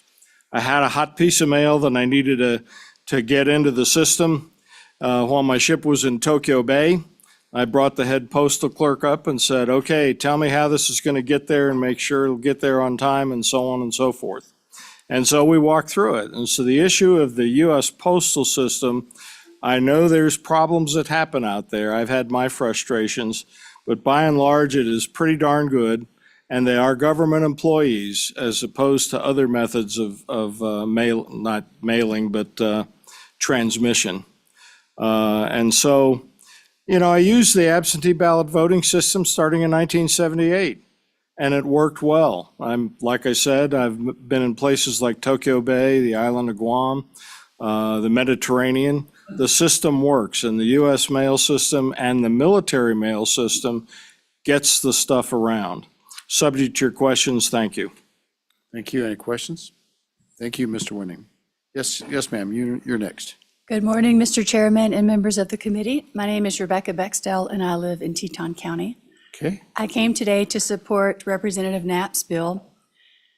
I don't have a problem with who's opening the ballot box. I know we heard about the security surrounding when a ballot box is opened and the cameras. But my question is, what if on camera we see someone stuff 20 ballots in a box that had 20 ballots already? How do you know which ballots we're pulling out? And I think the messaging is wrong. We're trying to say, some are suggesting that we're taking away your right to vote by taking the ballot box. But to me, we put the ballot boxes there and we no longer feel that they're secure. So we're trying to ensure that all votes count that are legally allowed to be counted. That's it. So, what's so wrong with just walking the ballot in? I don't see that as stopping a lot of people from voting who legally want to vote. So that was my only comment, and I stand for questions. Thank you. And it's Bestill? My last name is Bextill. Bextill. It used to be B-E-C- Warren, and no one ever asked me how to pronounce that. I'm so sorry. It's I'm, okay. Bextel. Thank you so much. You're welcome. Senator Dockstader, Your home- question from Ms. Bextill. Ms. Bextel, in your home county, it's bolted to the concrete. Is that acceptable for you? Ms. The Bextill. drop box is. Go ahead. It's bolted to the concrete. I'm not worried about any apparatus on the box. I'm worried about the people that possibly are stuffing ballots that they've harvested or grabbed from seniors or stolen. Thank you. You're welcome. Anybody else? Ms. Bextill, are you aware of that ever happening in Wyoming? Mr. Chairman, I'm not, Thank you. but I haven't been everywhere. I'm a lot of places, but not everywhere. Thank you. Ms. Russell, welcome. Mr. Chairman, thank you. Kathy Russell, Executive Director for the Wyoming Republican Party. No issue, or few issues, I should say, are as important to the Republicans of the state of Wyoming as we have had evidenced with our communications with Republicans throughout the state as election integrity. That is spread across the nation, that concern. We have a platform plank, various resolutions, all addressing this, as well as the legislative priority for a number of sessions. So it is an important issue to our folks. Drop boxes in particular are an issue because of the chain of custody. You have no chain of custody. As an environmental scientist, if I dropped off a soil sample, if I dropped off a water sample, I signed an affidavit swearing that the sample came from a particular location at a particular time. That could go back and be verified by anybody who wanted to check me, including state engineer's office, DEQ. They could go in and go back, not in the case of water, but in the case of soil, find a hole. Those things, in fact, there would be photo documentation. In this particular case with drop boxes, there is no verification. One of the things I heard during previous testimony today was the count done from the drop boxes. I had the opportunity to observe tabulation of absentee ballots and noted the care with which the volunteers acting as election judges went to verify every step of the way that they were opening a ballot, that it was signed by the right person, et cetera, et cetera. There was a lot of care there. That's all gone with the drop box. You have absolutely no way to prove who dropped it off, how many they dropped off, even if there's a video. One of the steps that I did not see in the previous testimony was, did the count of the ballots coming out of the box match the count of video evidence of drop-off? I heard some evidence about we tried to ensure that only one ballot could be put in at a time. However, you cannot, regardless of what you do to the box, you cannot guarantee there's no damage possible. The next thing is, in terms of convenience, walk right in and deliver it. In the election before last, in one precinct in Phoenix, Arizona, 7 of 1,500-ish ballots cast were cast fraudulently.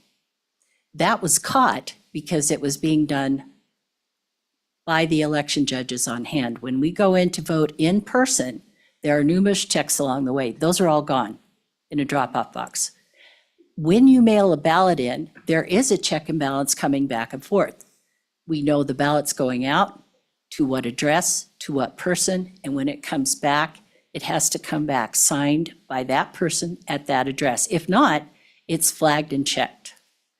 So again, there is no benefit to a drop box that is already not provided by absentee mailing or hand delivery that is in place. What it does introduce is many problems in the verification of our election integrity. Thank you.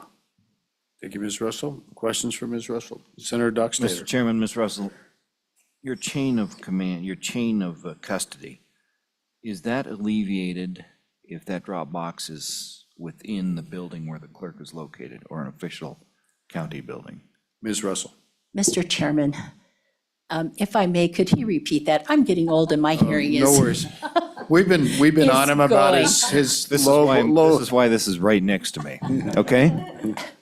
If we put that drop box inside a county clerk's office or an official county building, does your chain of custody questions, are they eased at all? Not at all. Ms. Russell. I'm sorry, Mr. That's okay. Chairman. Mr. Chairman, no, not at all, because you don't have that face-to-face interaction. Again, absentee ballots mailed in is a lesser, it's down the line, but at no point when you would go into a polling location would we allow a drop box. You pick up your ballot, you're verified that you're qualified to vote in that district, and then you are delivered the ballot, you fill the ballot out and you turn it in. So no, it would not be, that would not be considered an unbroken chain of custody. Anything else? Thank you. Yes, ma'am. To you. Thank you, Chairman Case. My name is Jill Kaufman. I'm here from Platte County Integrity Group, but mostly I'm here as a taxpayer and an individual from the state of Wyoming. I agree with a lot of the people that are in pro for passing this bill forward. Couple of things that I find interesting that we need to take a look at is when one of the clerks testified that they decided among themselves a few years ago. I don't know if that's quite a proper thing to do, but what we're finding is that it is not in the statute right now. So I agree with the Honorable Secretary of State Chuck Gray that it is not in there, it's not codified. A couple of things is working in the integrity of finding the problems with the election machines, I have worked with people that have top security in levels of clearance, and they do send top security, top secret, and I'm sure you all know this, through the mail, because there are provisions for that. The one thing that we don't see is we don't see drop boxes outside of the FBI or the CIA or anything like that. They are taken through with the Postal Service.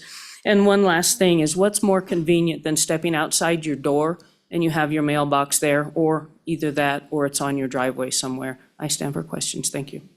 Thank you, Ms. Kaufman. Senator Boner has a question.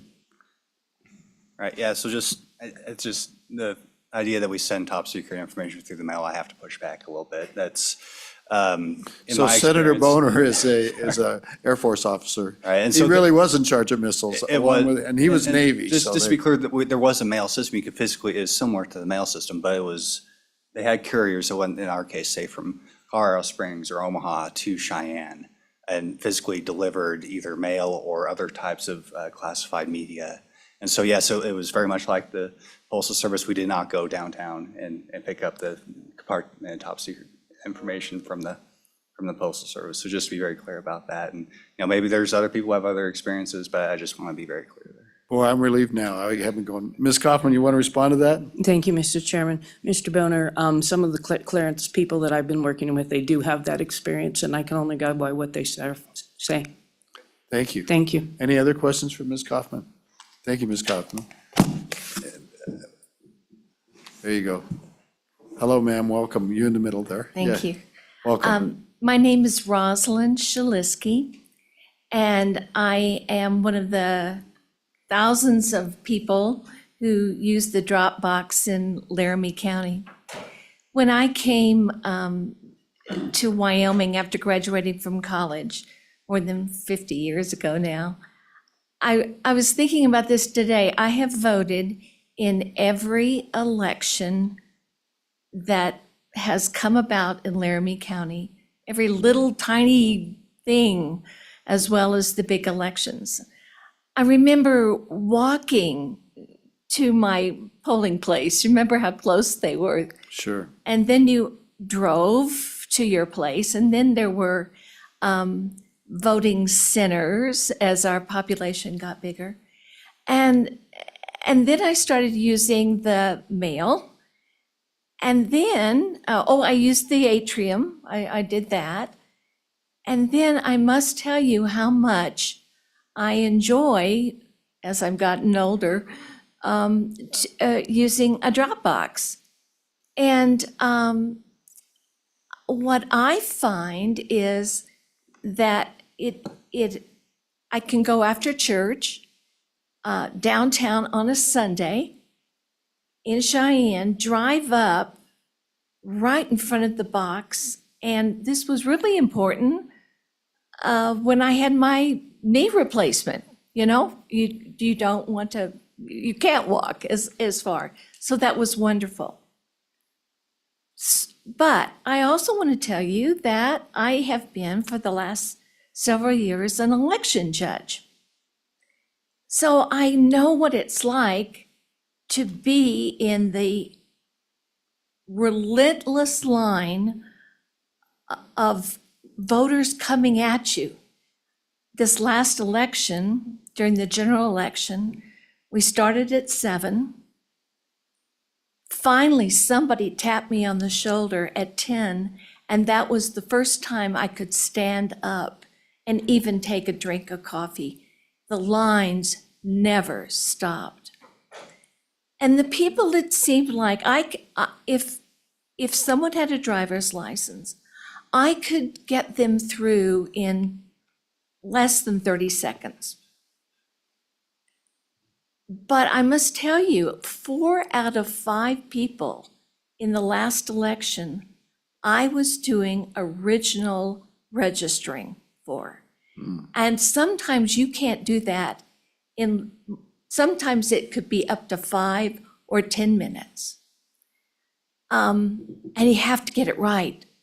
There are so many numbers. There are so many letters. There are so many glitches, like, is it North Star Loop or is it North Star Loop? And how is that going to be in there? Or the young man, I've got to tell you about the young man who was his first time voting, and I'm typing in everything, and I'm not looking at him, I'm listening, I'm typing, and then I go Social Security, and nothing's happening. I look up, we're sharing, you know, this look of, oh my God, he doesn't know his Social Security number. So with the idea that it's customer service, we're going to make sure we got a hold of Dad, we got the Social Security number. I think he knew it, but it was just in that panic of that moment, you know, and when you're so young, you haven't done that. Well, I can always tell the military people, having been an Army officer, they just do the last 4 digits without saying anything. My point here is we need to make it as convenient as possible to vote. And I think about all the thousands of people who might not vote and might not vote early, but come on election day. And we are overwhelmed as it is now. And we can't make it faster. We always have to make it right. So, thank you. Wow, thank you. Mrs. turn that on. Shulinsky? Shalisky. Shulisky. Oh, Yes. thank you. That was delightful. Questions from Ms. Shulisky? Yes, sorry. Any questions? Thank you, ma'am. Ms. Simmons, I think you were next. So wait, turn this off? Yeah. Okay. Thanks so much. Gail Ms. Simmons. Gail Simmons from Sheridan County, the sole person in the organization of Civics 307 and Why Vote. I'm on and against this bill. I just want to summarize what I've heard as the concerns driving this. First, the chain of custody concerns, Mr. Chairman. The claim is the ballot boxes compromise the chain of custody, increasing the risk of tampering and mishandling.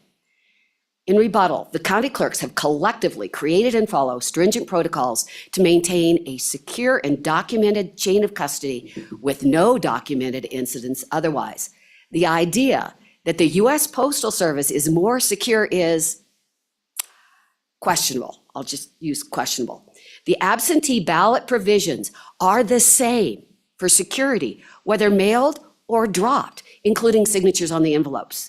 The next is security and tampering risks, that the ballot boxes are vulnerable to vandalism, ballot stuffing, or unauthorized access. The rebuttal is ballot boxes are tamper-resistant, locked, and in well-lit, secure locations, along with 24/7 video surveillance in almost every instance.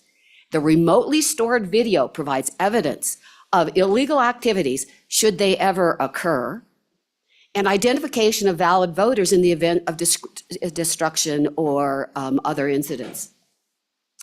The increased risk of fraud and ballot harvesting.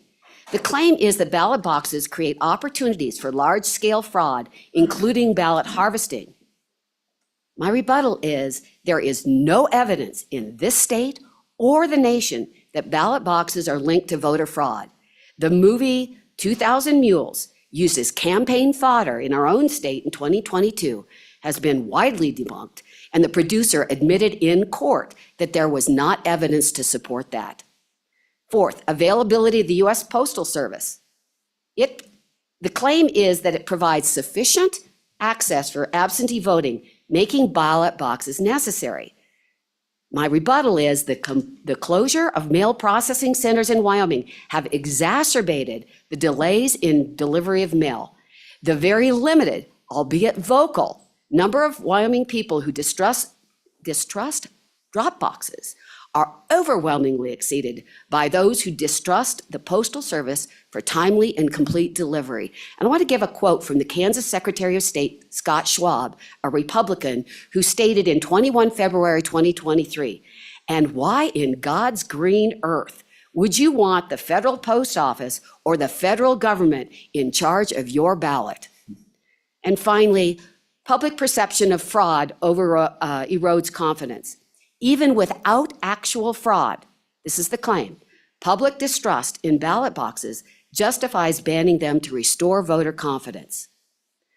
I say unfounded public fears have been inflamed by campaign rhetoric, social media, and the plethora of bills to fix problems that do not exist. The proper response is education, not restrictive legislation. And I stand for questions. Any questions for Ms. Simmons? Any questions? Housekeeping again, we will not get to House Bill 154.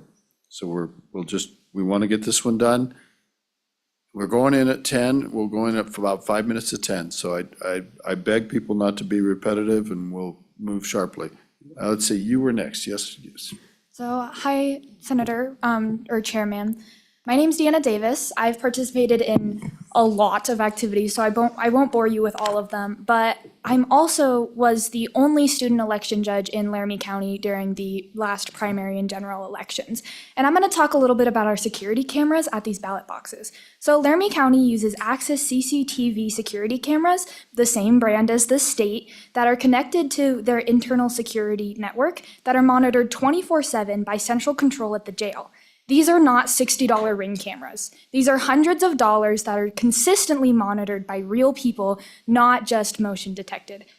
And another thing with these boxes was we already struggle to get people, especially my generation, to vote.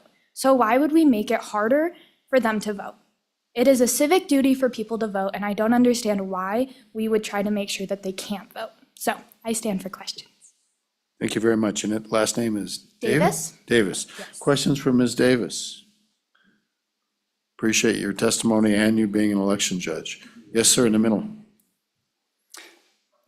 Thank you, Mr. Chairman. My name is Brian Shuck. I'm an attorney here in Cheyenne, Wyoming. I currently represent the Wyoming Republican Party, but I'm here today to speak on my own behalf and share with you some of the experiences I've had monitoring elections over the last 6 years that I've represented the Wyoming GOP.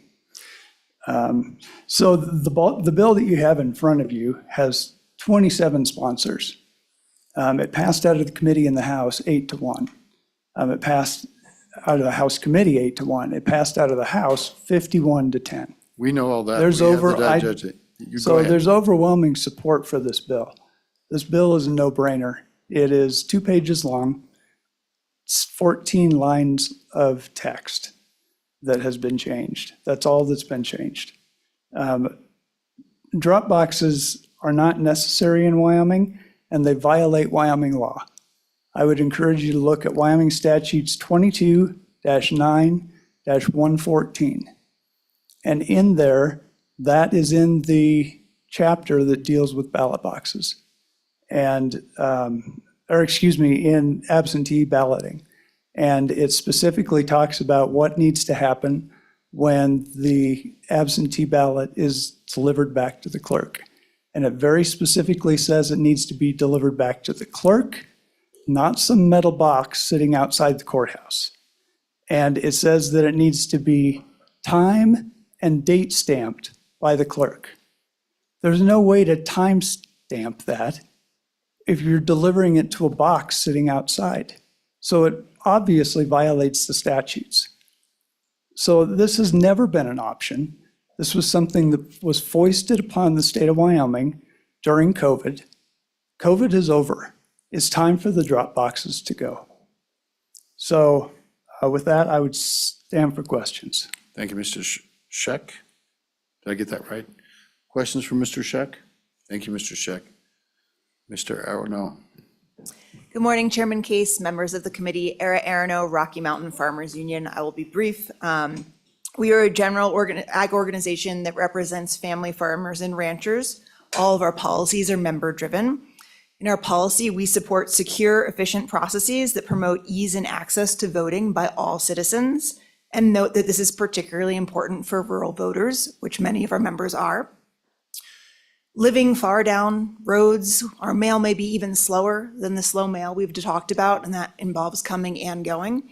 And many of our members come to town regularly. Others may only come to town once a week or less. And the hours that the clerk's office may be open can be a limiting factor. So we would encourage you to oppose this bill and allow folks in counties where it's available to use those drop boxes at their convenience. Thank you, and I stand for questions. All right. Any questions? Thank you very much. Yes, sir.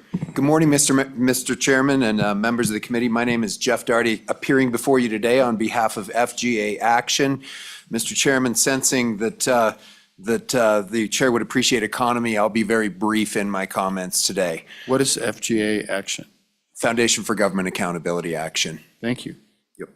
Mr. Chairman, I would tell you that I believe, and FGA believes, that there is a crisis of confidence in elections today. Whether any of us in this room believe that actual election irregularities are occurring in Wyoming or not doesn't matter.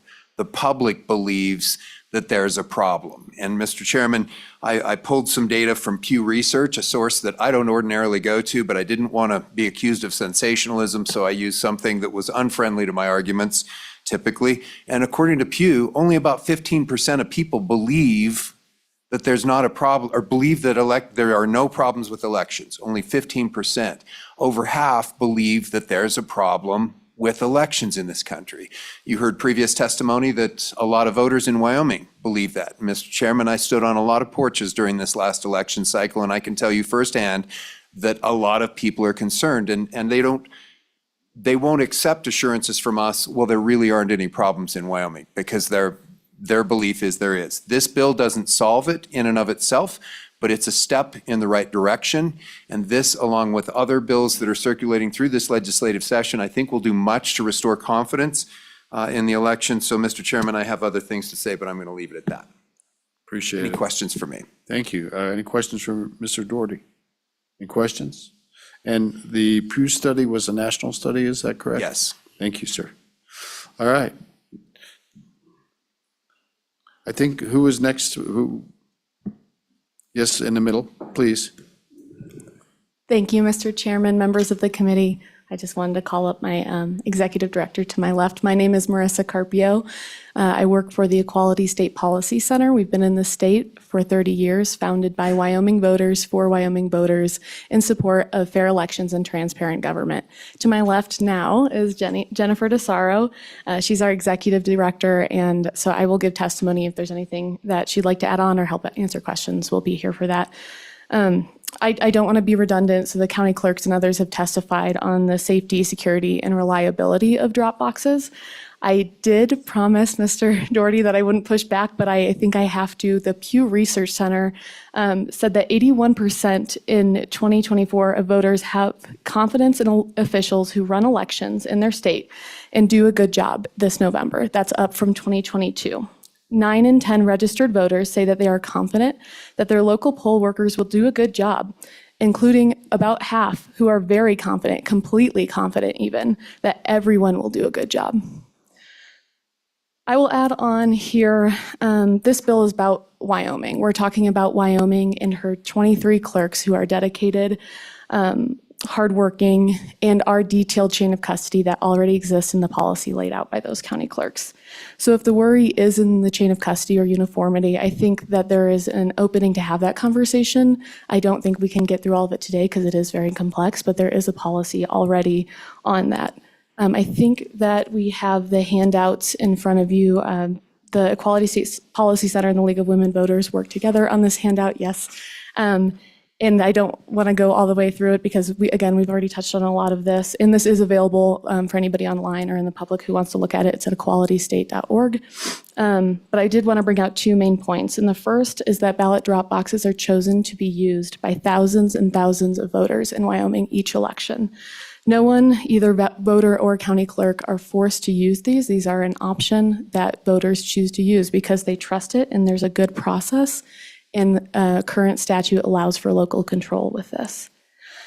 The other thing that I would say is county clerks have and should have the flexibility to choose whether a ballot drop box makes sense for their counties, their voters, their funding, their building setup, and current statute allows this. This bill, if it went into place, would disallow that local control. One last thing I'll mention before I hand it over to my executive director. The Secretary of State mentioned that although he may have heard general anecdotes through our continual records requesting of the Secretary of State on formal election complaints, so that's not emails or phone calls that are not formal or informal, we found 0 formal complaints on ballot drop boxes for the entirety of the time that this secretary has been in office. So Let's wrap it up. thank you. So sorry. No, I'm sorry. I apologize. So I think this is a local control problem, and I would stand on and against this bill. Thank you so much. Questions for the lady? Thank you. Let's go to you, sir. You were next. You can stay up. We'll go. Yes, sir. Mr. Chairman, my name is Mark Kaufman, Platte County. I represent, You're related to the other Kaufman that was here? betcha. Yeah, all right. Go right ahead, sir. I am in support of this. However, nobody has mentioned how many times anybody has attended a town meeting, a town hall, any other kind of meeting to actually feel what the people want. And I haven't heard anything except for rhetoric from associations that we pay tax dollars to that are coming up and lobbying against me. And I find that quite offensive. Now, the other thing that I am very, very concerned about is the ability to put in nefarious things in a drop box. I just want to eliminate the possibility, whether it's verified or not. I am a citizen of Wyoming. I don't like this. I want it gone. I want to trust my vote. I want every one of my votes to be counted. I don't want an illegal alien countering what I voted for.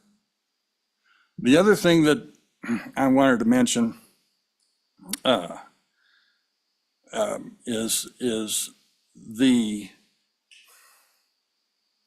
this is a small Band-Aid on an extremely large problem. This is at least a step forward. But the things that are happening, the things that can be found, and particularly it is set up so we cannot find the problems in the voting logic and accuracy that we experience in the state of Wyoming. There's a specific reason why you don't hear any complaints, because I've complained. You haven't heard it. Have you made a formal complaint, sir? I have been told, if you have a complaint, you take it to the clerk. If you don't get satisfaction there, you take it to the commissioners. We've done that. The thing that hasn't been told to me, or anybody else that I'm aware of, is in order to file a specific complaint, then your complaint is heard. That has been withheld from me. That will be rectified. You'll have a flood of them come next year, because the clerks do not tell us that deliberately, so that there is no record of problems, because I dang sure been loud about it, and my wife as well, and a whole lot of other people. But there's none that you see that's been filed. Find it odd. I concur with a lot of people, in particular the people that are in support of this. I won't take any more of your time, but I appreciate it. Any questions? Thank you, Mr. Kaufman. Any questions?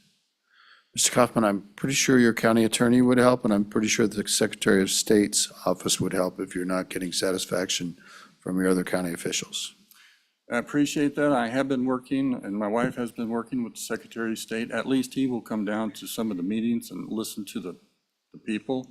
He believes, and we're trying to help him, that he's hamstrung. He can't do things.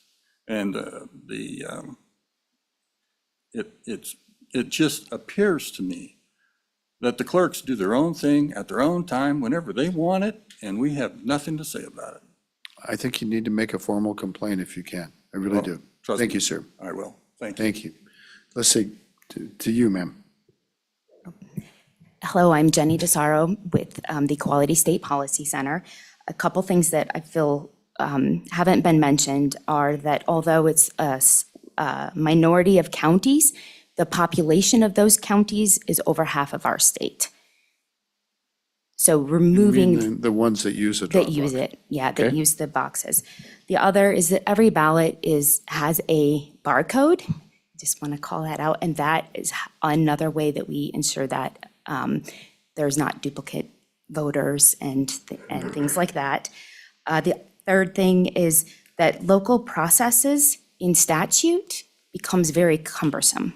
And I think that the counties have established protocols and processes, and keeping it out of statute and within their hands enables nimbleness to adapt to the changing times and add to security measures as they need and those things.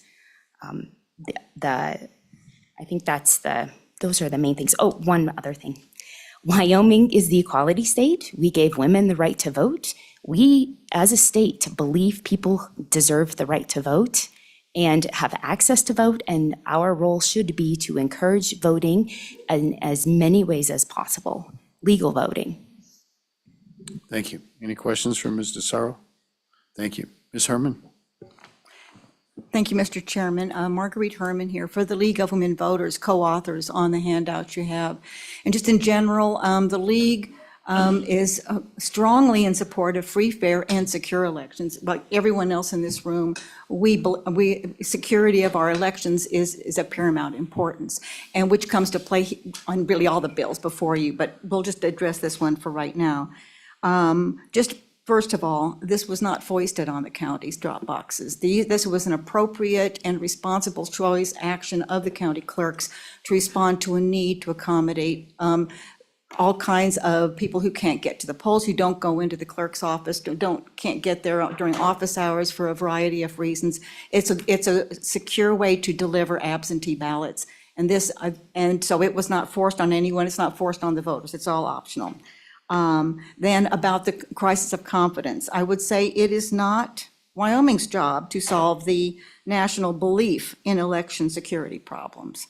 Our job is to make sure that non-productive obstacles, do not prevent people from exercising their constitutional right to franchise. And so whatever of issues are affecting other states, that should not drive what we do to serve our own election security and integrity. It was said that this is not stopping a lot of people. And I would argue that any restriction that does not produce a good at the end, make elections better, more efficient, open, secure, then are not a good idea, and the league would oppose restrictions that do not produce any benefit to the voters, to the state, to the elections. And I would just, we stand in opposition to this bill until there is, until there is some kind of verifiable proof that they are being misused, not monitored correctly, being used for dastardly purposes, I would say, to leave them in place, that we should not put in obstacles. We should also not create obstacles. Thank you. Any questions for Ms. Harmon? Thank you. Mr. Laycock. Mr. Chairman, committee, thanks for the time. Tom Laycock, AARP, Wyoming. We do generally appreciate the option of having ballot boxes. The question was asked, what's the difference between dropping it off outside versus walking and handing it to the clerk? You heard from someone back there earlier, one of the election judges, that, we've got a knee replacement, you've got something that's a little bit dinged up. It's a little easier to drop it off outside than inside. Obviously not an issue for this group, which is a perfect picture of fitness, mental and physical. But the other thing that kind of occurred to me as I was hearing, there is some concern about sort of standardization, how do we do this? There's not necessarily anything put in statute, there's anything put into kind of rules and regs. Sounds like a great interim topic. I'm happy to fill that out. I'm happy to try to put together sort of a task force to figure out what that may look like as well, if that should make this a little bit easier for folks. So Thank you, Mr. Laycock. Any questions for Mr. Laycock? Thank you very much. Anybody else in the room wish to address the committee? Anybody else in the room? Who do we have online? Let's go to it.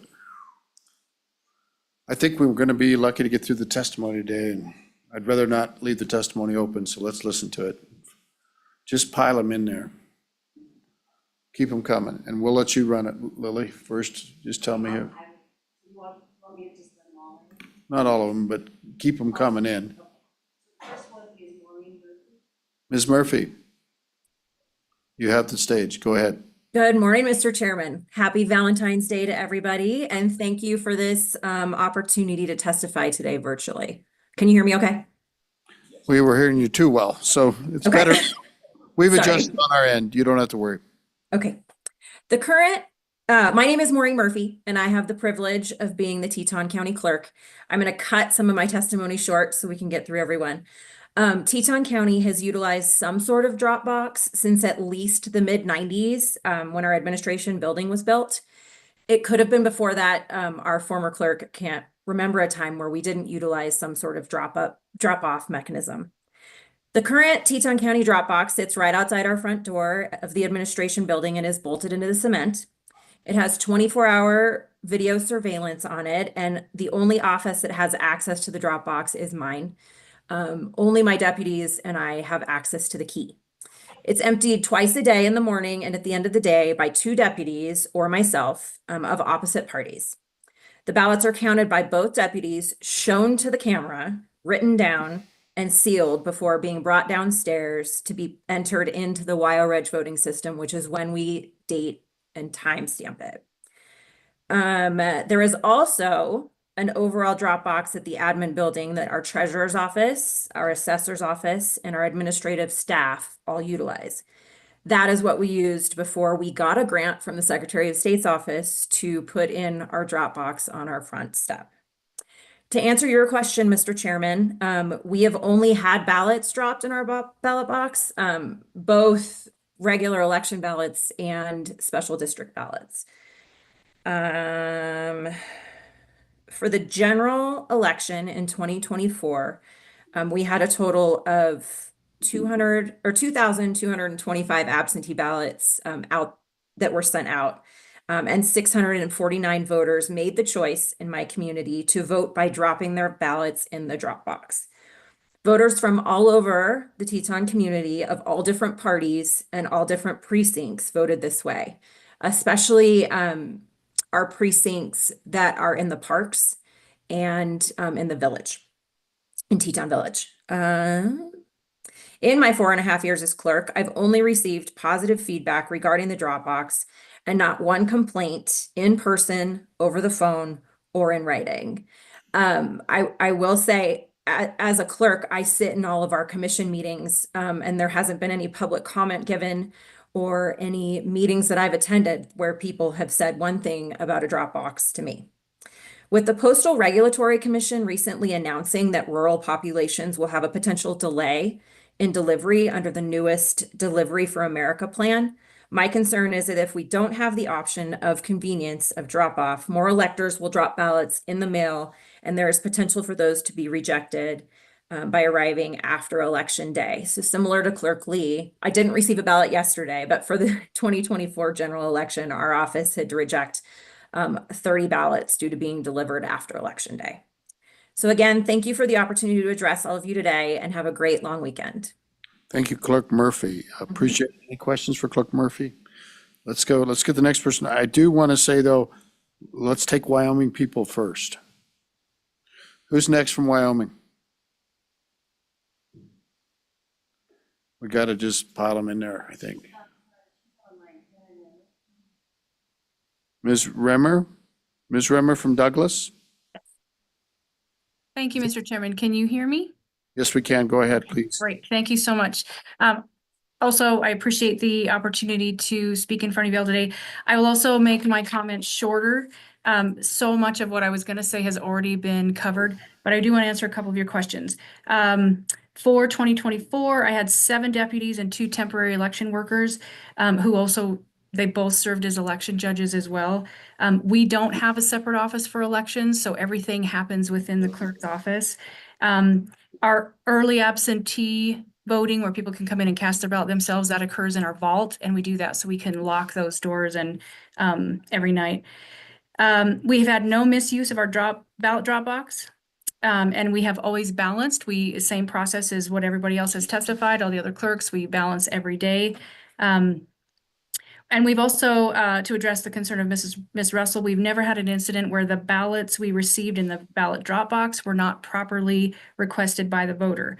Our policy and procedure is very similar. As Clerk Murphy just testified, I've never received a complaint against our ballot drop boxes, nor have the commissioners.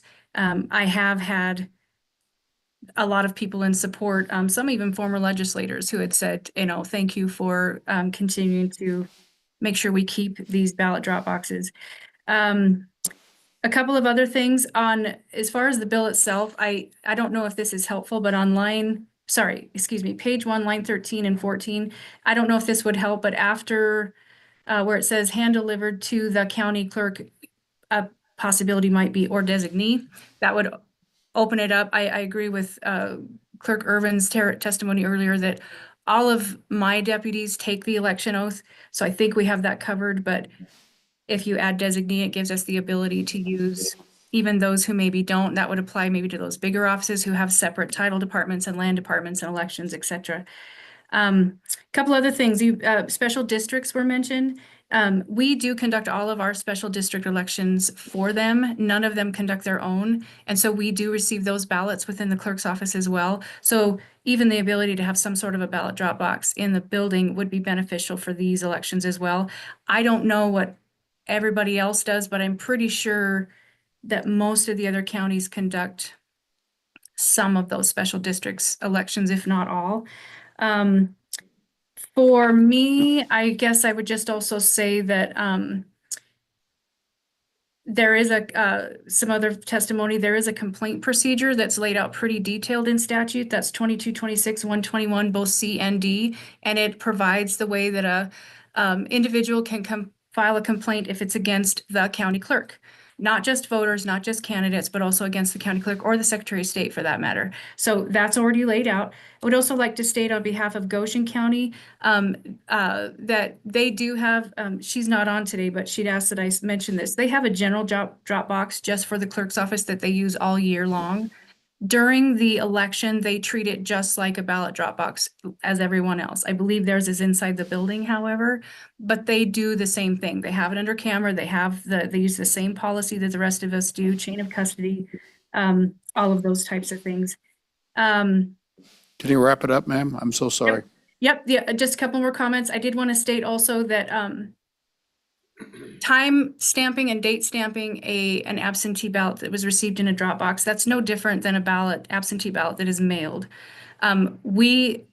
The time that voter puts that ballot in the mail, it's not date and time stamped then, it's date and time stamped when we get it, which is the same for these in the ballot drop box. Anyway, other than that, I don't have any other comments, just agree with a lot of the other comments made, and I'll stand for questions. Thank you. Thank you, Clerk Rimmer. Any questions for Clerk Rimmer? Questions? Thank you. Yep. Let's get to the next one. Elena Campbell, Ms. Campbell from Sheridan, Wyoming. Yes, Mr. Chairman, Elena Campbell, Sheridan, Wyoming. And I'm not going to repeat a thing that's been said here. I am very much in favor of this bill. We must, as voters, take personal responsibility to get our precious ballots in on time. And legislators must take responsibility for making our elections as secure as possible. Thank you very much, sir. Thank you, Ms. Campbell. Thank you very much. Any questions? Next one. Thank you. Mr. Sneed. Yes, Mr. Chairman, thank you for allowing me to testify. Hold on a second. Are there other Wyoming people maybe? Because he's from Alexandria, Virginia. We're going to put you on hold and we're going to take Wyoming people first, sir.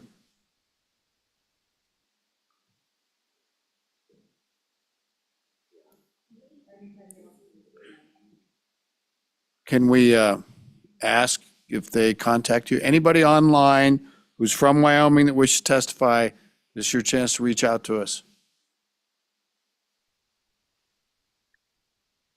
Anybody online? Ms. Haas.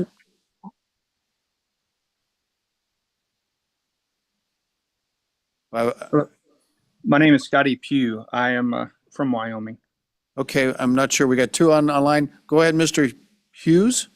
Pugh. I'm sorry, sir. Doing my best. Go ahead, sir. So, good morning, Mr. Chairman and committee. My name is Scotty Pugh. I am opposed to House Bill 131. I use the drop boxes myself. I'm a blue collar guy. I work construction. I'm also a United States Air Force vet. I use them because we have multiple hours that we work, just random hours, get called out in the middle of the night. We have all kinds of, just random things that we have to do that may prohibit us from going to stand in line, or in my case, I'm with other people that, the USPS. I've had mail that took 6 months to get to me. So I would rather go and put it in a drop box. I feel more comfortable knowing that it is there, locked, and only minimal people have the key. To me, I feel like my ballot is trusted in these boxes. So again, I oppose House Bill 131, and I would hope that you would vote no. I stand for questions. Thank you, Mr. Pugh. I don't detect any questions. Appreciate your testimony. Next person from Wyoming. This is Rick Martin. Mr. Martin, welcome. Yes, I am a resident of Albany County, and I stand in support of this bill. I actually witnessed fraud in Albany County across the street from the drop box, and I turned in a complaint to our county clerk, which has been very kind and presents herself professionally always. But she did not address the issue in my complaint. I witnessed a man ride up on a bicycle and drop in 6 to 7 ballots. I also turned in a sworn criminal complaint to the Secretary of State's office, and they have not made a final decision yet. I was one of the 2 people that requested the video of the drop box, but what our clerk didn't tell you was that she would force you to come to her office to watch the video. I work 5 days a week, Monday through Friday, and I get off about 4 from the local hospital. I would only maybe have an hour at the most to watch days and days and hours of video. I don't understand why it was never posted online. I had requested that, or just simply give us a thumb drive of the video so we could have multiple people watch it. But there was alleged fraud in Albany County with the drop box. It's unnecessary. You cannot say a metal box is a clerk. Please support this bill, and thank you very much for listening to the public. Thank you, Mr. Chairman. Thank you, Mr. Martin. I don't see any questions. Thank you. Next one. I'm sorry? Mr. Haas. Hello, Chairman and Senators. We got you, but you just froze up, Mr. Haas.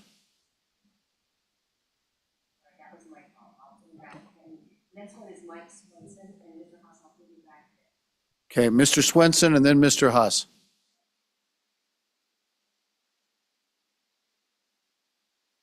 Mr. Swenson? Can you hear me? Yes, Ms. Swenson, go ahead. Actually, I'm on my home computer, so it's going to our home name. This is Cindy Lane. Good morning, Chairman and committee members. My name is Cindy Lane, and I am the Sweetwater County Clerk. I am here this morning to speak on House Bill 131.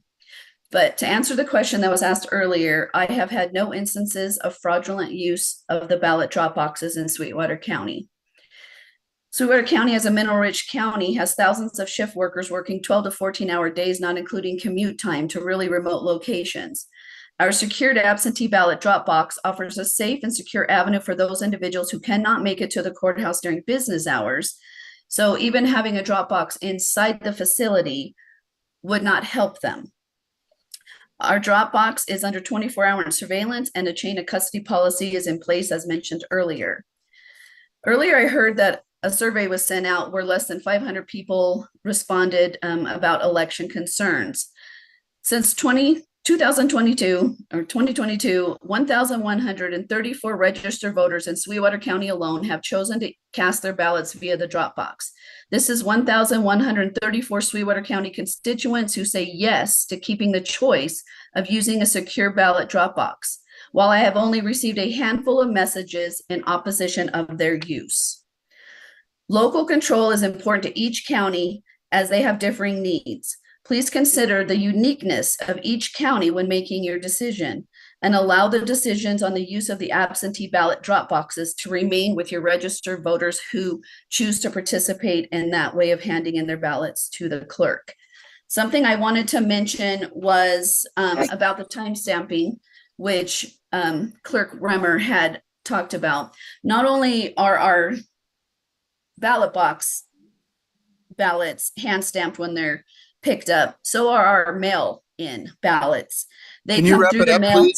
Yes, they come through the mail. They are down in our basement in the mailbox. When someone goes down to pick them up, then they're date stamped. They all go into the same box that is then handed off to the counting board on election day and go through the same rigorous process of being checked in, verified before they are open to be counted on election day. So that is what I wanted to. Thank you very much.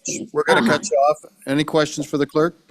Let's go back to Mr. Haas because we cut him off. We're going to hear him, and that's going to be it. Mr. Haas, we're sorry about cutting you off. Thank you. My name is Julian Haas. Thank you for your time, Chairman and Senators. I am simply opposed to this bill simply because there has been little to no proof of any fraud for ballot drop boxes. I have several friends and coworkers who use them, and after having many discussions with my coworkers, no one has said that that they're dangerous or that they should not be used. I have not used them, but I see the use of it because I've had to stand in line even for early voting, and absent or ballot drop boxes are very useful if you don't have any time during work. I would urge you to vote against this bill to keep our elections safe and secure. There are other means, as I've done an audit as well, and I do believe we can do better on different aspects of our voting process. Thank you very much. Thank you, Mr. Haas. Any questions for Mr. Haas? Thank you. We're going to close testimony for today. We're not going to let anybody talk when we come back that has spoke previously. And we just, and we're going to wrap this thing up. So I'm planning to do it on Wednesday morning. We'll probably start early. Thank you. We're adjourned.